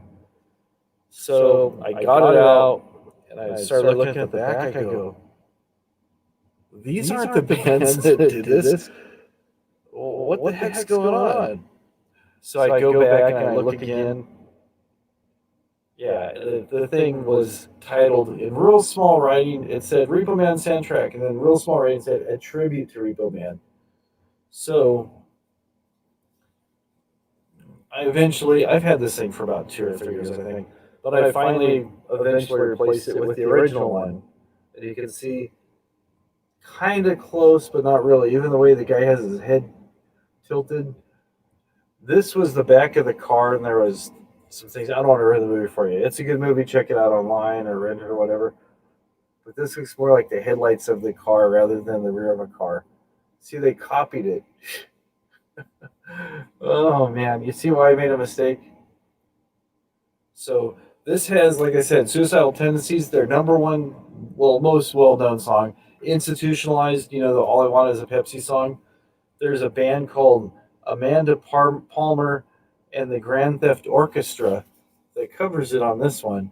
Kind of gives you that song, but with more of a big band swing kind of feel to it. So now I got a copy of each. What do I want to listen to? Like I said, this wasn't horrible, but it wasn't this. Except no substitutions. Even like the writing up here where it says, this one says, music from the original motion picture soundtrack, and that band has American Laundry Records. When you look at them online, you're going to say, okay. But then this one, I got it. That was it. So, yeah, that's what happened to me. But I was talking to a guy at a local record store where I've got some records from recently, and I was telling him what happened over this, and he goes, you know what, dude? That's funny you say that because it happened to me. He got a shipment in of the Repo Man soundtrack on vinyl. He thought he was going to be getting this one. When he opened up the box, he had this. And unlike me, he had quite a few. I don't remember the exact count, but he had quite a few. he was able to sell them all. But he was really sweating bullets there for a minute. He thought he was getting this, which he knew he was going to sell. And he got this. So I guess I'm not the only one who got duped. All right, thanks for watching this.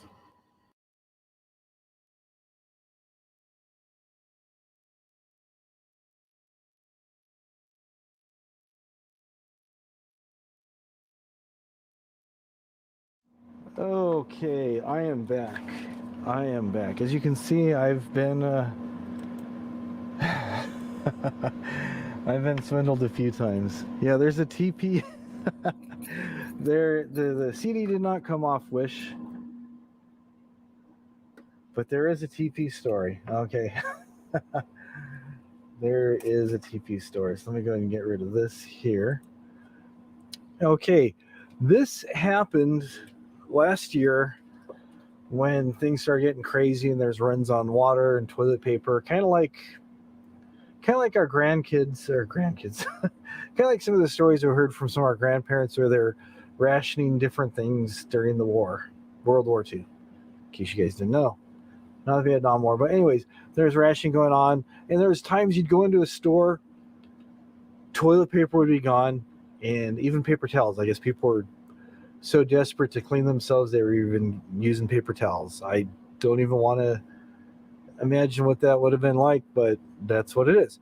So anyways, when that was going on, I had bought a couple things off Wish before, and I was online doing shopping. I'm like, oh, I was desperate. I could find some place that has toilet paper, because that's kind of something you need, unless you got a bidet, which we didn't have. So I went and I'm looking online, and then I found a janitorial supply place that had toilet paper. So I ordered a case of it. And don't order stuff when you're like half asleep like me, because I do that all the time. I'm always like trying to just like, it's like spurs of, I need that, and it's like just order it and whatever. So anyways, so looking for toilet paper. There was a janitorial supply place. I'm like, okay, they got toilet paper. So I got a case of these rolls, and it's a jumbo roll. So I'm thinking these rolls are going to be like what you see at the store, whether it's like Angel Soft or Charmin, or where they call the mega rolls, where it's like one roll equals 5 rolls or whatever it happens to be. So my order comes in from the janitorial supply place. I get these, which you'd see at like a school bathroom, or some businesses have these. So we actually bought a dispenser to hold these. And as soon as we got the dispenser installed, the toilet paper came back into stock. But we got these, and we're like, okay, we had ordered a dispenser, but those are on back order. So we're trying to make the best with these. So I'm still looking online in the meantime. This is just kind of a Band-Aid on the situation. So I'm shopping online, and I bought some things. I bought some things from Wish before. And I look, and they've got this display with all these rolls of toilet paper stacked up, and you go, okay, this is what is this? This is Angel Soft. This is one of their jumbo rolls. It says 12 rolls equals 26 regular rolls. How they do the math, I do not know. So they have all these stacked up, and it says order now. And they say you could get like 1 pack or 3 packs or 6 packs or something. So I ended up getting, I think I got like a 6-pack or something.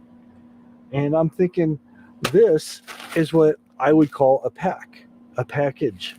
I would call this is, what is this, 12 rolls? Yeah, I got 12 jumbo rolls in here. I would consider this to be a pack. So I'm like, okay. And it was pretty cheap. I'm like, toilet paper from China. I don't know. Desperate times do call for desperate measures. Get this regular size, this full size roll, so you can see what it's like. So I order these packs, and like most stuff, you gotta wait a while for it to show up. So I'm waiting and waiting and waiting and waiting and waiting and waiting. Then I get a bubble mailer. Again, everything you get from China, almost everything, comes in some size of bubble mailer. So I get it, and the invoice says, here is your 1 pack. It's a roll, a single roll. And because I ordered 6, this was actually, I think this was the jumbo roll. The other ones I got were actually a little bit smaller than this, but you can see there's a pretty big size hole in there. But even then, it's not even close to the size of this one. The other ones I have, I thought I had those handy.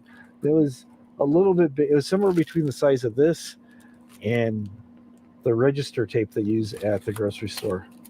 If you ever seen where they put that stuff in there.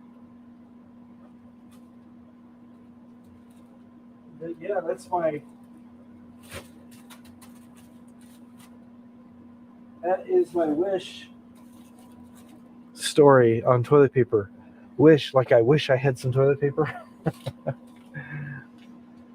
Words do matter. Yeah, always read the fine print. But yeah, it said pack, so I'm thinking it's going to be a package of toilet paper, not a little tiny pack like that. And let's see what it is. I'll have to find them for next time.